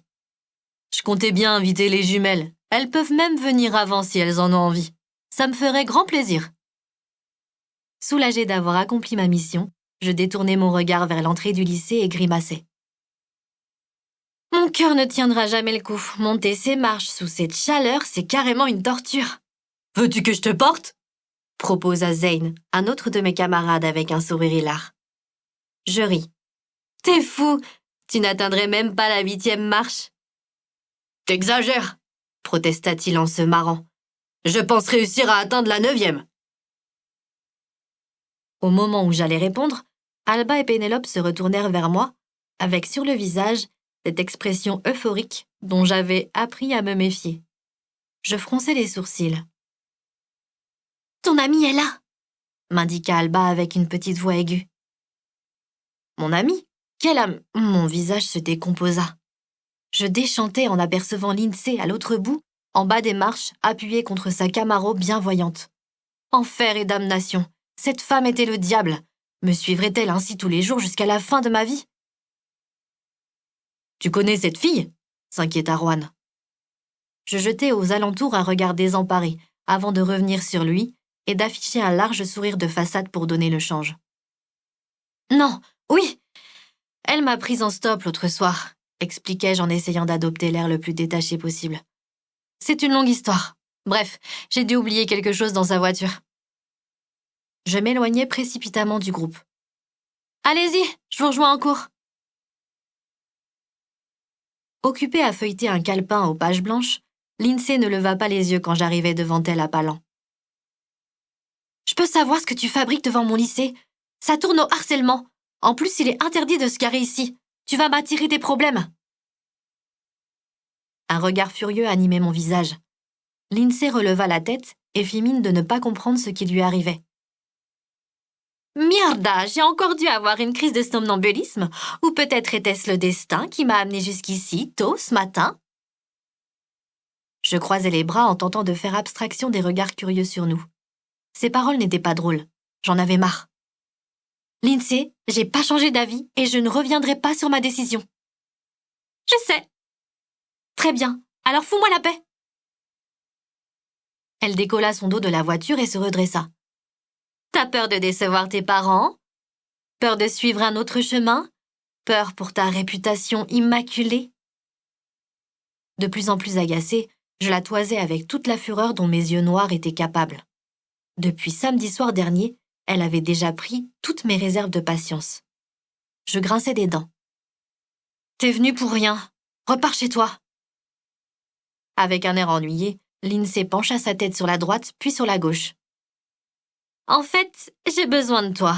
Je te rassure, il ne s'agit pas du concours. » Avec un regard en coin, je l'invitais à poursuivre. Il suffisait que je l'écoute pour qu'elle me laisse tranquille, enfin, pour aujourd'hui. Elle déchira une page de son calepin et me la tendit. Dessus était dessiné un aigle majestueux, façon pop-rock. C'était un beau dessin.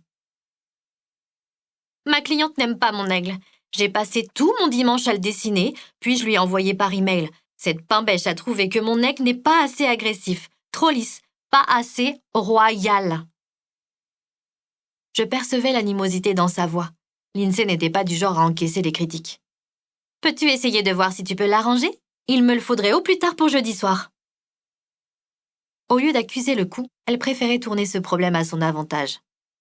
Je voyais très bien ce qu'elle essayait de faire. Je regardais autour de moi. La place du lycée se vidait de son monde. J'allais refuser quand j'aperçus Antonio avec toute sa bande, passer pas très loin de nous. Son air vaguement méprisant sur le visage qui le caractérisait m'horripilait. Ce petit enfoiré m'avait laissé sur le bord de la route sans se préoccuper une seule seconde de mon sort. Je fulminais. L'envie de le remettre à sa place fut plus forte que moi. « Antonio !»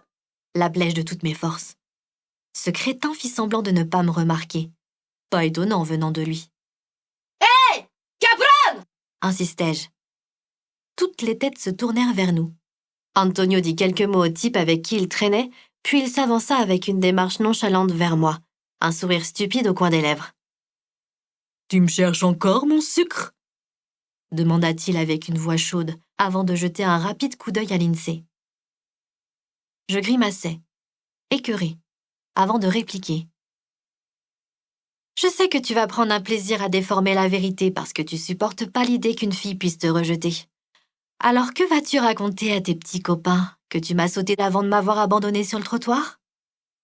Avec un air suffisant, Antonio redressa ses épaules, bomba le torse et plongea les mains dans son pantalon bleu marine. Peut-être bien. Il s'approcha de moi et murmura. Mais je ne dirai rien si tu me fais une pipe dans les toilettes du lycée tout à l'heure. Je le repoussai de toutes mes forces en le fusillant du regard et répondis d'un ton sec. Je préfère la première version, celle où tu m'as sauté. Et ne t'inquiète pas, je ne nierai pas. J'irai même plus loin en racontant à tout le monde qu'après être tombé en panne, tu t'es mis à pleurnicher comme un bébé. Tu m'as alors avoué que ta mère t'avait allaité jusqu'à tes 8 ans et qu'à cause de ça, t'as jamais pu faire ton complexe d'Oedipe. Maintenant, pour pouvoir bander correctement, il fallait te fesser. Alors c'est ce que j'ai fait, en t'insultant de tous les noms possibles. Aujourd'hui, j'en ai encore mal à la main. Au final, je pensais vivre la meilleure baisse de toute ma vie, mais ce fut la pire. Antonio me scruta, interloqué. Ses joues se mirent à rosir, mais aucune répartie appropriée ne suivit. Personne ne pourra croire une histoire aussi dingue, Ortega. T'es complètement... Il n'eut pas le courage d'achever sa phrase. Je levai mon menton pour appuyer ma menace. Ses faux airs de grandeur le quittèrent. Déstabilisé, Antonio bredouilla. Tu m'étonnes que tu sois toujours célibataire et vierge. T'es une folle furieuse. Qu'est-ce qui tourne pas rond chez toi? Il osa un regard timide vers Lindsay et le regretta aussitôt. Sans perdre un instant, il repartit retrouver sa bande de copains, l'assurance en moins. Je le suivis du regard jusqu'à ce que sa silhouette disparaisse en haut des marches. Fier de moi, je revins sur Lindsay qui me regardait avec un amusement non dissimulé. Je pensais que les gosses de riches ne mordaient pas. Tu commences à me plaire. J'allais faire demi-tour pour aller en cours, mais elle me retint une fois de plus. Alors, crois-tu que tu pourrais m'aider avec cet aigle de malheur? Je regardais la page déchirée qu'elle me tendait. Allez, Méliana, je te promets que mon frère ne sera pas là ce jour-là. En plus, je te donnerai la moitié de la paye pour ce boulot. J'imagine que t'as encore jamais travaillé pour gagner ton propre argent. Contrairement à ce que tu penses, c'est assez gratifiant d'être libre. Libre. Ce mot résonna en moi comme si c'était le remède à tout. À ce moment, une sensation étrange m'enveloppa. Je me sentis presque vivante. En fixant Lindsay dans les yeux, je pris dans la main la page déchirée et la pliai pour la ranger plus tard. « Je peux essayer », déclarai-je avec un soupir excédé. Je fis demi-tour et me dépêchai de monter les marches pour ne pas être en retard en cours. « Le dièse art tattoo, à los pararitos !» cria Lindsay derrière moi, de peur que je puisse avoir oublié l'adresse du salon de tatouage. Quelques minutes plus tard, j'étais assise à ma place, en train d'essayer de me concentrer sur le cours de philosophie de Madame Coronado. Les minutes interminables s'étendaient. Je promenais mon regard partout autour de moi. Beaucoup de mes camarades avaient du mal à garder leur attention sur le discours monotone qui résonnait dans la salle de classe silencieuse. Certains, comme Juan, somnolaient. D'autres pianotaient discrètement sur le clavier de leur téléphone. D'habitude, j'étais une élève studieuse, assoiffée de connaissances, mais aujourd'hui, un désir bien plus fort m'animait. Pendant que mes ongles tapotaient sur la table, je fixais la feuille pliée posée à côté de moi. Le désir de l'ouvrir montait au fur et à mesure des secondes qui passaient. À bout de nerfs, j'enfonçais la tête entre mes mains, fermais les yeux et comptais jusqu'à l'infini pour lutter contre cette force supérieure. Non, non, non, Mélia, Lindsay te teste, ne cède pas. Les mots de Madame Coronado se mélangeaient dans mon esprit, tandis que la classe semblait se dissoudre. Je sentais la sueur couler dans mon dos. Durant tout le cours, je me fis violence pour ne pas me mettre à griffonner sur mon calepin toutes les idées qui émergeaient de mon imagination. La voix de Pénélope me fit sursauter. Le monde venait de recommencer à tourner. « Es-tu sûre que tout va bien ?» s'inquiéta Alba. Perdue, je regardais autour de moi et constatais que la salle de classe était quasiment vide. « Oui », répondis-je en me dépêchant de rassembler mes affaires. Ce cours était interminable. Je me suis déconnectée un moment. Les filles se jetèrent un regard inquiet. Alba toucha mon front, comme pour prendre ma température, et secoua la tête. « Je vous ai dit que ça allait. Ce cours était juste ennuyeux à mourir. » Je me hâtais de sortir de la salle de classe. Mélia, ça ne te ressemble pas, continua d'insister Pénélope. C'est Lindsay? Ça s'est mal passé ce matin? Je m'arrêtai net au milieu du couloir bondé de monde et me retournai vers Alba et Pénélope. Je m'apprêtais à inventer un mensonge avant de faire marche arrière et de choisir l'honnêteté. Depuis que j'ai rencontré cette fille, plus rien ne va. Elle débarque un jour dans ma vie et bouscule mon quotidien si bien organisé. J'avais enfin accepté de mettre ma passion, mes rêves derrière moi, de tirer un trait sur mes études d'art. Je fais quoi maintenant? Ma voix sombra à la fin de cette question. Après avoir vidé mon sac, j'avais du mal à respirer. Mon regard désespéré allait et venait sur mes deux amis. Je vis un sourire naissant sur leur visage, qui s'épanouit l'instant d'après plus largement. « Fais-le, Mélia !» m'encouragea Alba, le regard brillant d'excitation. Je levai les yeux au ciel. « Mierda, nous n'avons qu'une vie !» renchérit sa sœur. « Je peux pas !» m'exclamai-je. Pénélope m'attrapa fermement par le bras pour m'obliger à la regarder. « Si tu réfrènes ton talent, il se métamorphosera en un venin néfaste. Ce venin te consumera de l'intérieur. Veux-tu être en colère et amer toute ta vie? Ce don peut aussi bien te sauver que te démolir. C'est à toi de choisir. » J'étais consciente qu'elle avait raison, mais l'enjeu était trop grand. Je me dégageais de l'emprise de Pénélope. « Je suis pas prête à tout perdre, » murmurai-je avant de me retourner et de me diriger vers la salle où nous avions cours. Mes pas résonnaient dans l'entrée. Le claquement de la porte derrière moi laissa dans son sillage un silence feutré qui enveloppait l'atmosphère apaisante de la maison. Mon regard balaya rapidement les environs, cherchant des indices de présence de mes parents. Pas de veste, ni de sac. Personne au téléphone. Aucune chaîne d'information allumée sur la télévision du séjour. Seulement un mot posé sur la table. Je reconnus la calligraphie délicate de ma mère. Elle m'annonçait qu'elle rentrerait tard et que mon père était une fois de plus de garde à l'hôpital. Rien d'exceptionnel. Un discret sourire étira mes lèvres. Ce soir, j'étais libre de toute contrainte, de tout discours moralisateur. Je n'aurais pas eu le courage d'entendre les attentes rigides de mes parents, m'expliquant à quel point il était important de se conformer aux normes de la haute société. Un frisson d'excitation me parcourut. Je laissai le mot sur la table et me dirigeai vers ma chambre. Chaque pas que je faisais me rapprochait d'une libération imminente. Je m'étais battue toute la journée contre cette envie irrépressible d'ouvrir la feuille de Lindsay. Cette pulsion de me mettre à dessiner n'avait cessé de me dévorer ces dernières heures. Je m'approchai de la fenêtre et tirai les rideaux pour laisser entrer les derniers rayons de soleil.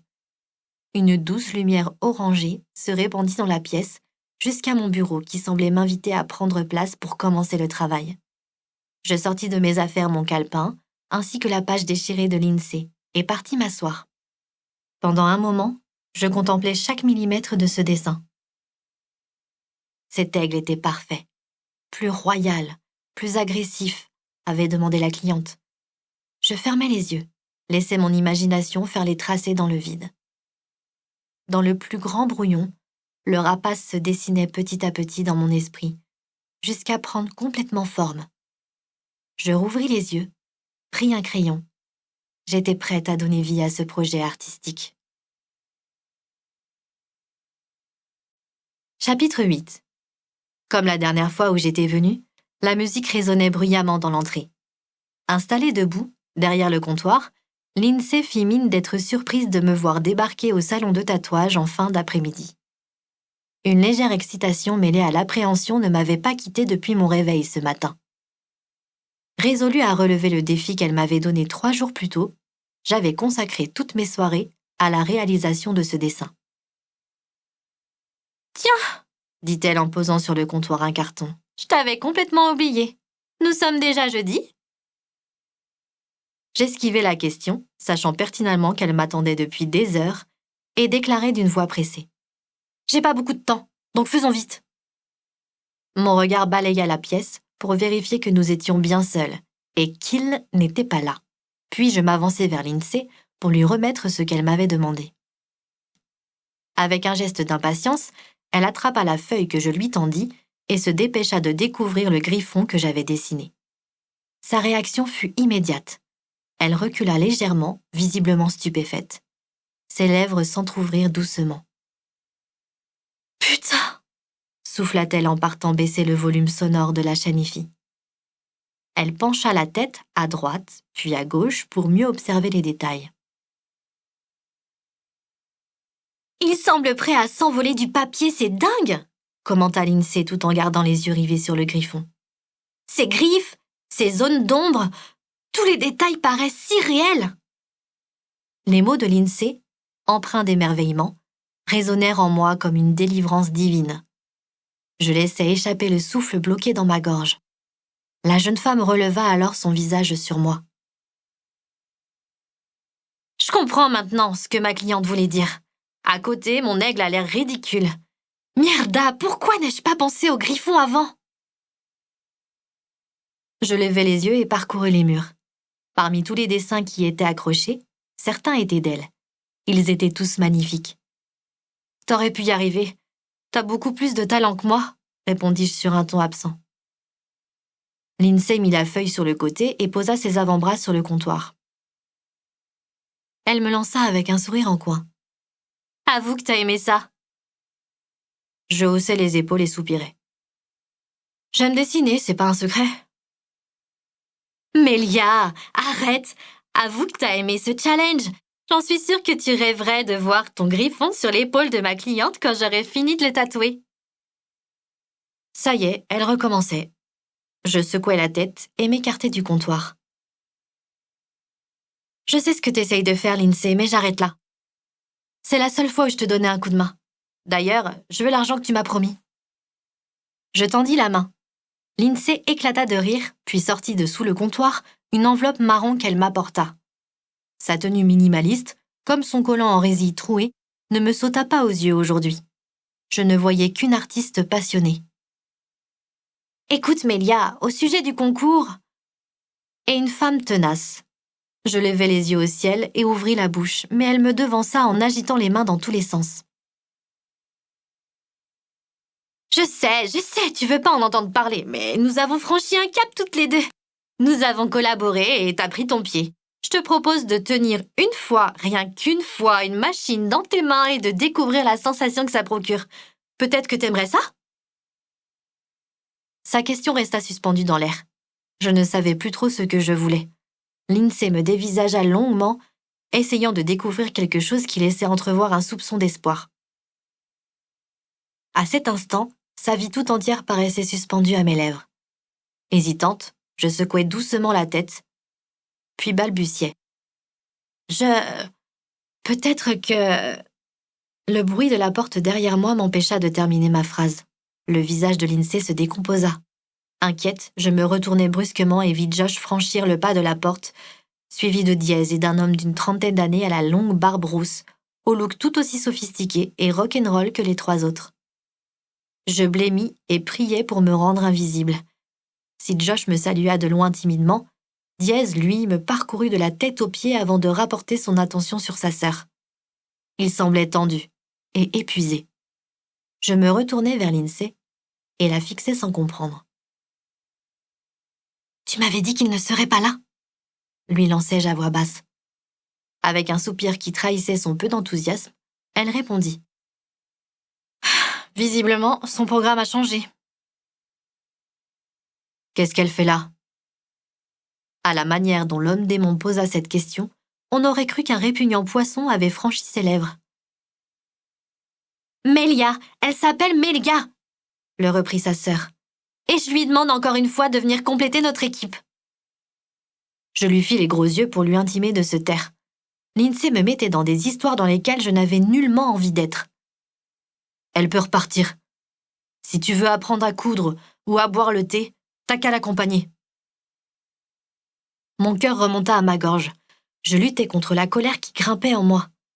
Lindsay jura entre ses dents avant de rugir. « Va te faire foutre, Diez! Tu veux gagner ce concours, oui ou non ?»« Pas avec ce genre de fille !» Ce genre de fille? Excédée, je me retournai vers ce type et le fusillai du regard. « Mélia a plus de talent que n'importe qui en dessin. Tu ne nous laisses aucune chance !» Voici Mario, un tatoueur de Madrid. Il va venir bosser avec nous, afin de s'entraîner pour la Tiger Cup. Il est bon. Je t'avais dit que j'allais trouver quelqu'un pour remplacer Mandy. Lindsay s'avança d'un pas menaçant vers son frère. Je veux pas de Mario! Mes yeux se posèrent sur Josh, aussi embarrassé que le Mario en question. Diez éleva la voix. Le monde du tatouage a besoin de bien plus que du talent. C'est un monde, une manière de vivre, des usages différents de la bonne société dans laquelle vit cette fille.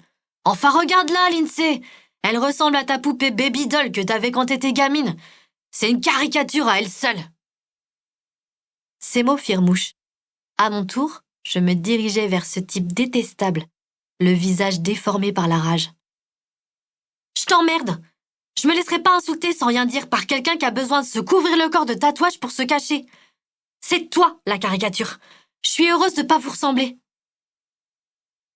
Heureusement, la musique comblait le silence qui suivit. Diez inclina la tête. Une ébauche de sourire incurva ses lèvres, ce qui le rendit insolemment séduisant. Je trouvais cette combinaison étrange et désagréable à la fois. Mal à l'aise, je détournai les yeux sur la porte que je voulais atteindre le plus vite possible pour sortir d'ici. « Vous ressemblez ?» répéta Diez sur un ton presque amusé. « Baby Doll et pimenté. » Mes yeux se rétrécirent en deux petites fentes. « Plus que tu le crois !» lui affirma sa sœur qui croisa les bras sur sa poitrine. Josh décida d'intervenir. « Ça sert à rien de débattre davantage. Melia a déjà décliné la proposition de Lindsay et Diez a trouvé un nouveau coéquipier. Remettons-nous au travail, maintenant. »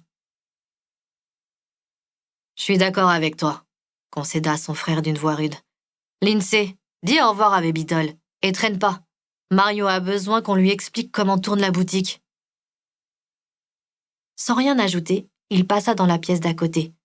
Josh et Mario le suivirent sans un mot. Lindsay posa la main sur son front et ferma les yeux d'un air infiniment las. « Je suis désolée, Melia. Mon frère est parfois maladroit. » J'arquai un sourcil.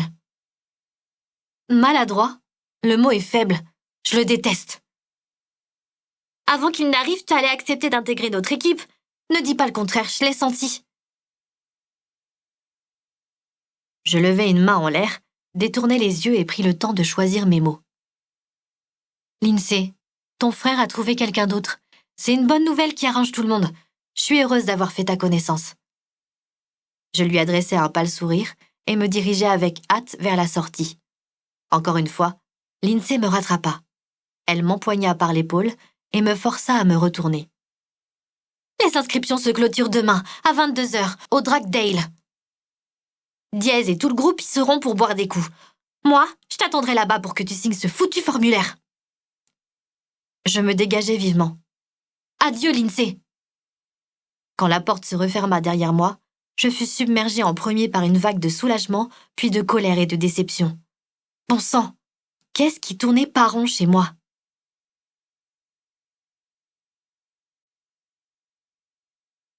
Chapitre 9.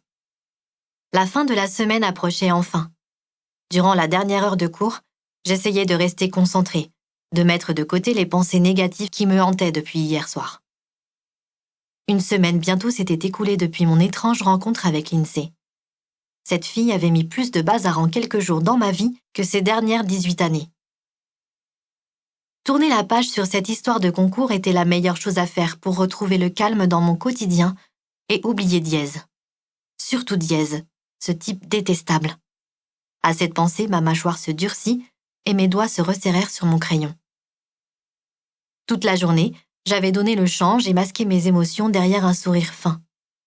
Personne ne devait savoir à quel point les paroles blessantes du frère de Lindsay avaient affecté mon estime et mon assurance.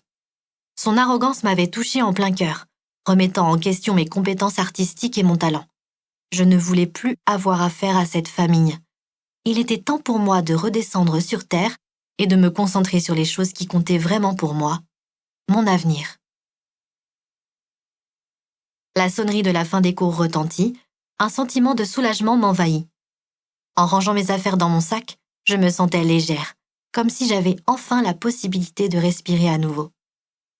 La perspective de sortir à la Comète ce soir avec mes amis m'enchantait.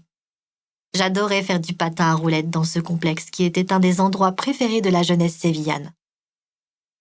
Je me dépêchais ensuite de rejoindre Pénélope à sa table. Elle finissait de noter quelque chose dans son agenda. « Je vais passer par la maison pour me changer. Après, je vous rejoins chez vous ?» Mon amie se leva et rangea en vitesse ses affaires. « T'embête pas, » me répondit-elle. « Tu prendras ta douche chez nous et nous te prêterons des affaires. » Puis, elle se tourna vers moi avec un large sourire sur le visage et s'écria. « Cette soirée va nous faire du bien. Oublions un peu cet examen et les révisions. » Nous nous dirigeâmes vers la sortie, pressés de retrouver nos amis devant le lycée.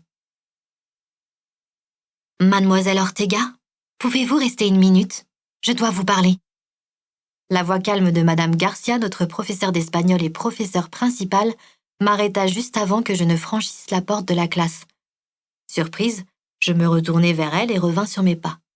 « Je t'attends dehors, » me souffla Pénélope, qui avait hâte de savoir ce que Madame Garcia me voulait. Lorsque la salle fut entièrement vidée de ses élèves, ma professeure vint s'appuyer contre le bureau. C'était une femme élégante d'une 40aine d'années. Malgré la chaleur étouffante de ce mois de mai, elle avait réussi à dompter ses cheveux en une coiffure soignée.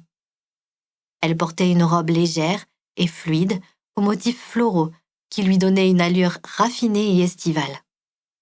Après avoir pris une profonde inspiration, Madame Garcia commença à parler d'une voix douce, empreinte de bienveillance.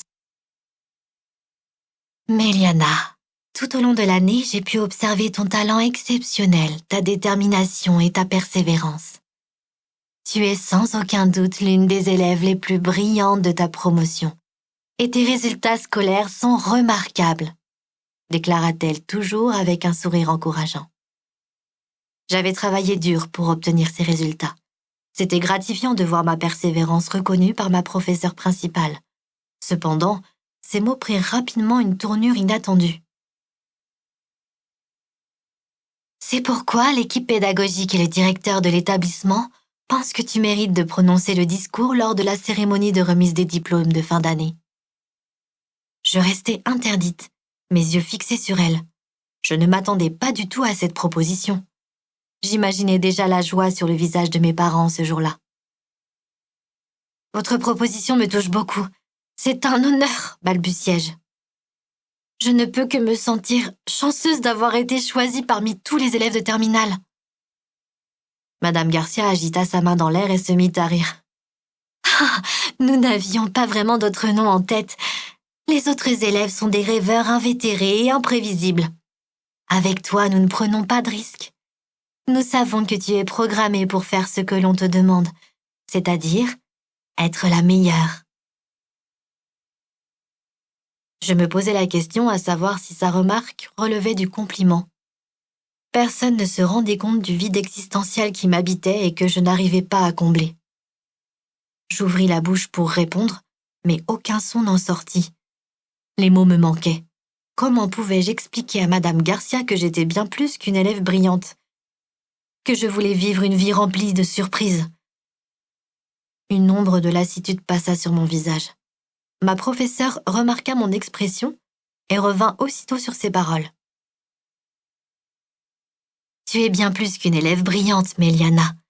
Tu as parfaitement rempli ton rôle de présidente des organisations d'étudiantes depuis ces 3 dernières années. Peu de gens sont aussi appréciés que toi dans cet établissement.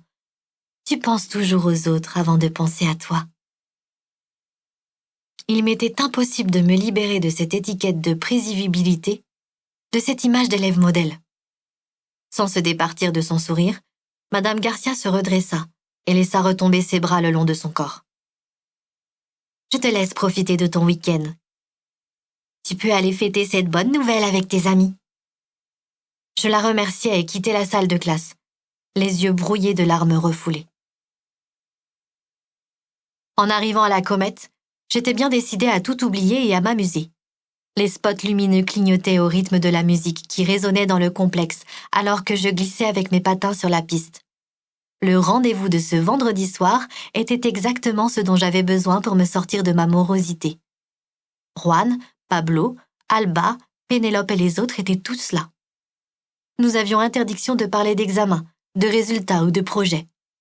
Nous voulions juste profiter de l'instant présent. Nos rires s'élevaient dans les airs alors que nous nous élancions sur la piste, esquivant habilement les autres patineurs. Mes amis se donnaient à fond, faisant des pirouettes et des acrobaties improvisées. J'étais entraînée par leur énergie débordante, oubliant rapidement mes pensées tourmentées. Je me laissais emporter, laissant mon corps s'exprimer sans contrainte et patiner avec fougue, n'hésitant pas à accélérer dans les virages serrés pour rattraper Pablo et Alba. Ces moments insouciants étaient si rares que je voulais les graver dans mes souvenirs. Pénélope m'attrapa par la main pendant que je slalomais entre la foule. « Regarde, Alba et Juan sont en train de se rapprocher !» cria-t-elle. Je ralentis et regardai au loin. En effet, Juan chahutait avec Alba tout en patinant. Il la maintenait dans ses bras pour tenter de la déséquilibrer. Je me tournai vers Pénélope, un sourire victorieux aux lèvres. « Notre mission Cupidon est enfin terminée !» m'écriai-je en levant les bras vers le ciel. Je pris ensuite Pénélope par les mains et nous commençâmes à tourner sur nous-mêmes de plus en plus vite, en cercle, en poussant des cris mêlés à des rires. C'était dangereux car si l'une de nous deux lâchait l'autre, nous nous retrouverions propulsés dans le décor. Prises dans l'euphorie du moment, nous nous en moquions. C'est alors que le mot « Tiger », inscrit sur une banderole jaune, en dessous de la cabine du DJ, attira mon attention. Pénélope et moi continuions à tourner, mais je ralentis pour ensuite arriver à lire le mot « tatouage ». Je continuais de ralentir doucement. Le mot « cup » finit par faire s'envoler l'enthousiasme que j'avais ressenti quelques instants plus tôt. Je m'arrêtais net face à la banderole avec un tournis à la tête important. Même si les mots dansaient, j'arrivais à lire entièrement ce qu'il y avait écrit dessus. Barcelone accueille la 5e édition du plus grand concours international de tatouage, la Tiger Cup. J'eus l'impression d'un court-circuit dans mon crâne. C'est de ça dont l'INSEE parlait. Je me tournai vers Pénélope et haussai les épaules. Oui, je crois. Pour ne pas continuer à gêner le passage sur la piste, je me dirigeai vers le bord et m'appuyai contre la rambarde, suivie de mon amie. « T'as dit non, mais t'as envie d'y participer !» insista-t-elle. « Non, j'avais pas du tout envie d'intégrer l'équipe. » Pénélope me regardait méfiante. Elle ne parut pas convaincue par mes paroles. « Je te connais assez, Mélia, pour savoir que tes yeux disent le contraire. » Visiblement non, grommelai-je. Je tournai la tête et jetai un nouveau coup d'œil sur la banderole, avant d'ajouter sur un ton qui trahissait ma déception. De toute façon, la question se pose plus. Ils ont trouvé quelqu'un d'aussi étrange qu'eux pour compléter leur équipe. Ils n'ont pas besoin de moi. Donc, tu gommes tous tes rêves aussi facilement. Le dessin, c'est fini? Tu vas devenir l'avocate brillante que ta mère rêve que tu sois? Je croisai les bras, signifiant ainsi à Pénélope qu'il fallait qu'elle développe. Mierda! Fais-le ce concours! T'as rien à perdre! Et puis tant pis si tu te plantes! Au moins, t'auras aucun regret. Allez, tourne pas la page maintenant! Je rejetai la tête en arrière et fixai le plafond immensément haut. Je me sens perdue, déclarai-je d'une voix lasse avant de revenir sur Pénélope. C'est aujourd'hui la clôture des inscriptions? Je hochai doucement la tête et ajoutai avec une moue contrariée. 22 heures. La réaction de mon amie fut immédiate. Elle m'attrapa le bras et m'entraîna vers la sortie de la piste. Ok, il nous reste 45 minutes pour éviter les émeutes en ville et trouver l'INSEE. Mais t'es dingue, Pénélope, lâche-moi. Hors de question que tu passes à côté de ton bonheur. Je réussis à me dégager juste avant de sortir de la piste. Je peux pas criai-je pour lui faire entendre raison. Pénélope se retourna vers moi. Son expression de fureur sur le visage me fit légèrement reculer. Elle avait l'air soudain très remontée contre moi. Doucement, elle approcha son visage du mien et me demanda les dents serrées. « Te souviens-tu de cette fille qui a baissé les bras ?» J'ouvris de grands yeux. De quoi? De qui parlait-elle? Je secouai vigoureusement la tête. Bien sûr que tu t'en souviens pas. Personne ne se souvient d'elle. Tu veux être cette fille-là, Mélia? Ces paroles violentes mais nécessaires eurent l'effet d'un coup de poing dans le ventre. Non, je veux pas. Alors tu te bouges! J'acquiesçai et décidai de prendre un virage à 180 degrés. « C'est quoi l'adresse ?» demanda Pénélope, les traits toujours durcis par la colère. « Le Dragdale. »« Très bien. Réserve un Uber. » Sans rien ajouter, elle se retourna et sortit de la piste. Je me dépêchai de la suivre, les doigts déjà en train de pianoter sur mon téléphone.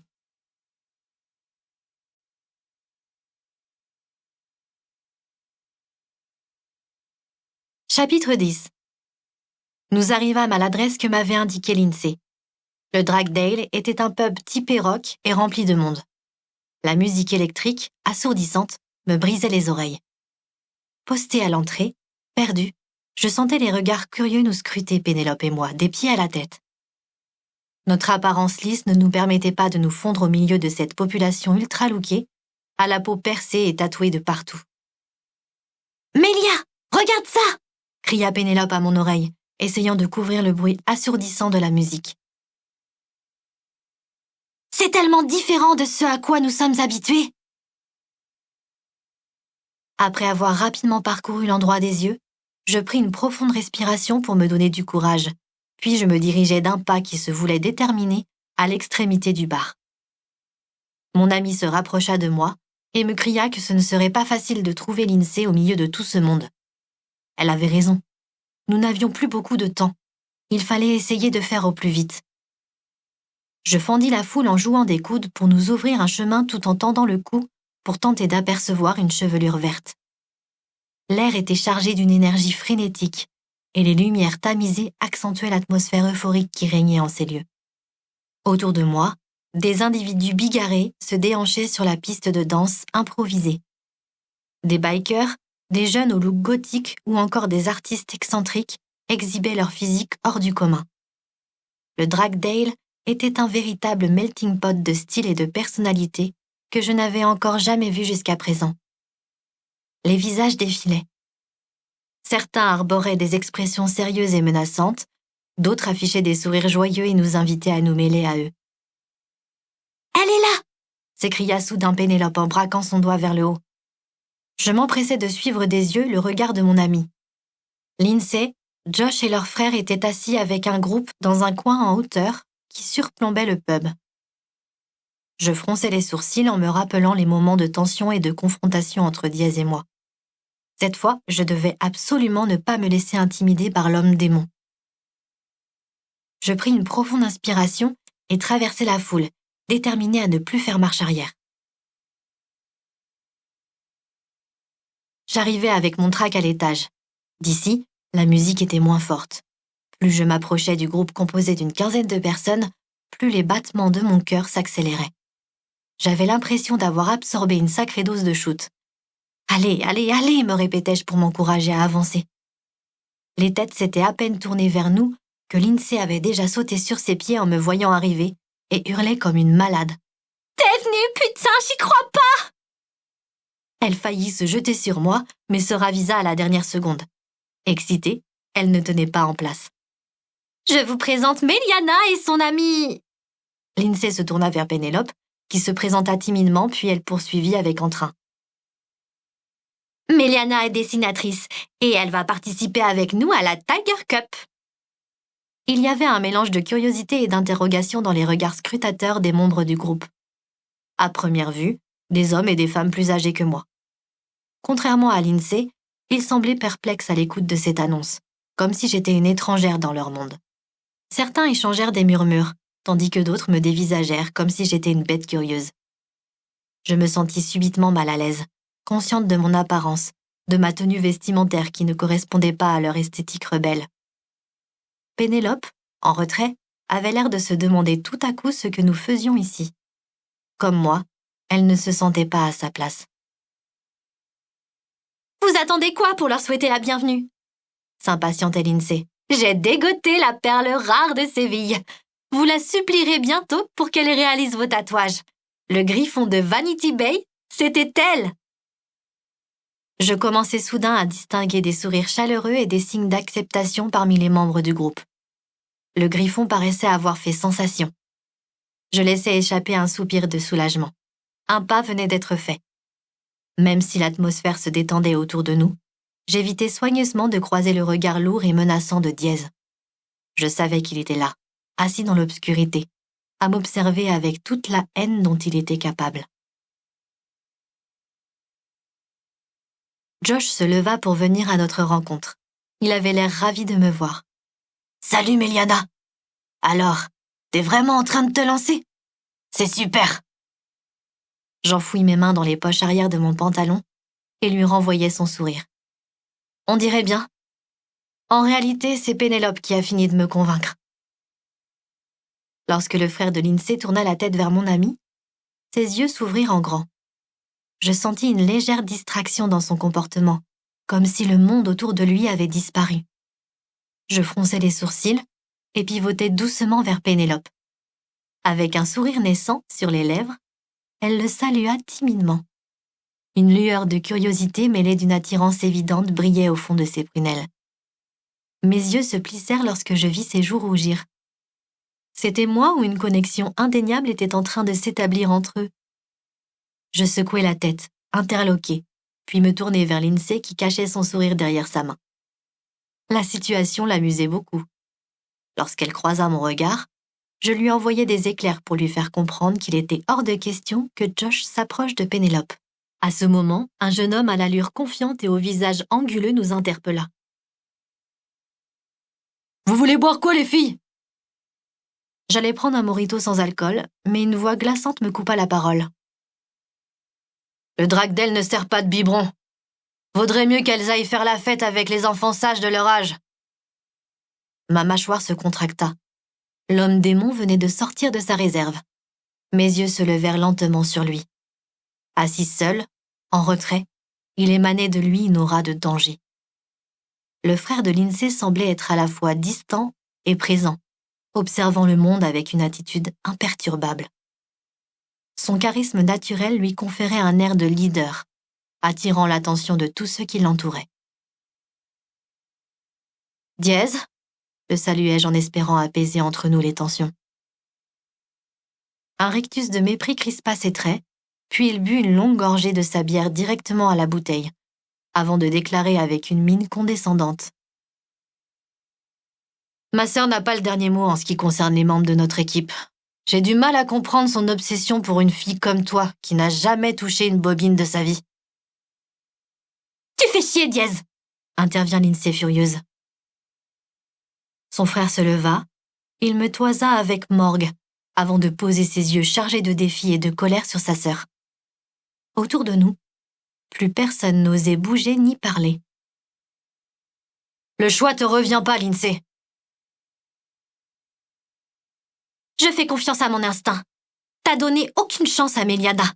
Je refuse de participer à ce concours qui prend des airs de dictature. On ne m'impose rien à moi. Diez éleva la voix. « Donc t'es prête à nous envoyer droit dans le mur pour une fille qui ne connaît rien au monde du tatouage et qui vit dans un monde de privilégiés? Elle n'a pas les bases, le physique, ni les épaules pour ça, Lindsay. » Animé du seul désir de haine, il brûlait d'envie de me voir disparaître de la vie de sa sœur. Ce type commençait vraiment à me taper sur les nerfs. Prise par un vertige de colère, je m'avançai d'un pas. C'était plus fort que moi. Je devais lui répondre. « Très bien, la place se joue entre Mario et moi, c'est ça? Organisez un concours pour nous départager. Lancez-nous un défi. Celui qui le remporte sera officiellement inscrit à la Tiger Cup. » À côté de moi, Lindsay émit un sifflement appréciateur avant d'ajouter. « C'est une idée géniale. Je vote pour. »« Moi aussi, » dit Josh. « Au moins, il n'y aura pas de sujet à polémiquer après ça. » Les membres du groupe se consultaient avec des coups d'œil tout en hochant la tête. Ma proposition semblait être approuvée par tout le monde, sauf par Diez qui me fixait sans ciller. Son regard à la température de l'azote liquide en disait long. Il se tourna vers sa sœur. « Nous n'avons pas le temps de jouer avec Baby Doll, » répondit-il avec un coup d'œil désapprobateur. « Raison de plus pour mettre un terme à notre désaccord le plus vite possible. » Diez fusilla Lindsay du regard, puis réprima un mouvement d'humeur. Une semaine, grogna-t-il entre ses dents en pointant son index vers le bas. Sa sœur croisa les bras sur sa poitrine et leva le menton vers lui. Je veux 2 semaines, négocia-t-elle. Et avec la machine rotative. Diez secoua la tête. 10 jours, avec la machine à cartouche. 1 semaine avec la machine rotative. À toi de voir. C'est à prendre ou à laisser. Lindsay le fixa quelques secondes. Elle semblait réfléchir à la meilleure solution. Diez pencha la tête sur le côté et interrogea sa sœur du regard. Finalement, c'est Josh qui trancha. 10 jours. La mâchoire serrée, Diez considéra son frère d'un œil soupçonneux. L'atmosphère se chargea brutalement d'une tension électrique. Je retins ma respiration jusqu'à ce qu'une voix féminine remplie de sarcasme résonne derrière moi. Ces 2 brebis se sont-elles égarées? Je me retournai vers elle. Une jeune femme à la silhouette fine et élancée nous dépassa pour se diriger vers Diez. Ses talons hauts résonnaient sur le sol avec assurance. Mes yeux la parcoururent de haut en bas. Elle était vêtue d'un ensemble moulant en cuir noir, laissant entrevoir ses nombreux tatouages. La fermeture éclair de son haut descendait jusqu'à son nombril de façon à laisser déborder le plus possible sa poitrine. Chaque mouvement, chaque geste était calculé pour attirer l'attention sur elle. La jeune femme aux yeux gris posa son avant-bras sur l'épaule de Diez, puis parcourut des yeux le groupe avant de fixer son regard sombre sur moi. Ses lèvres, ourlées d'un noir vif, esquissèrent un sourire suffisant qui fait naître en moi une sensation de malaise. Sa longue chevelure blond platine encadrait son visage, mettant en valeur son maquillage prononcé qui accentuait son côté provocatrice.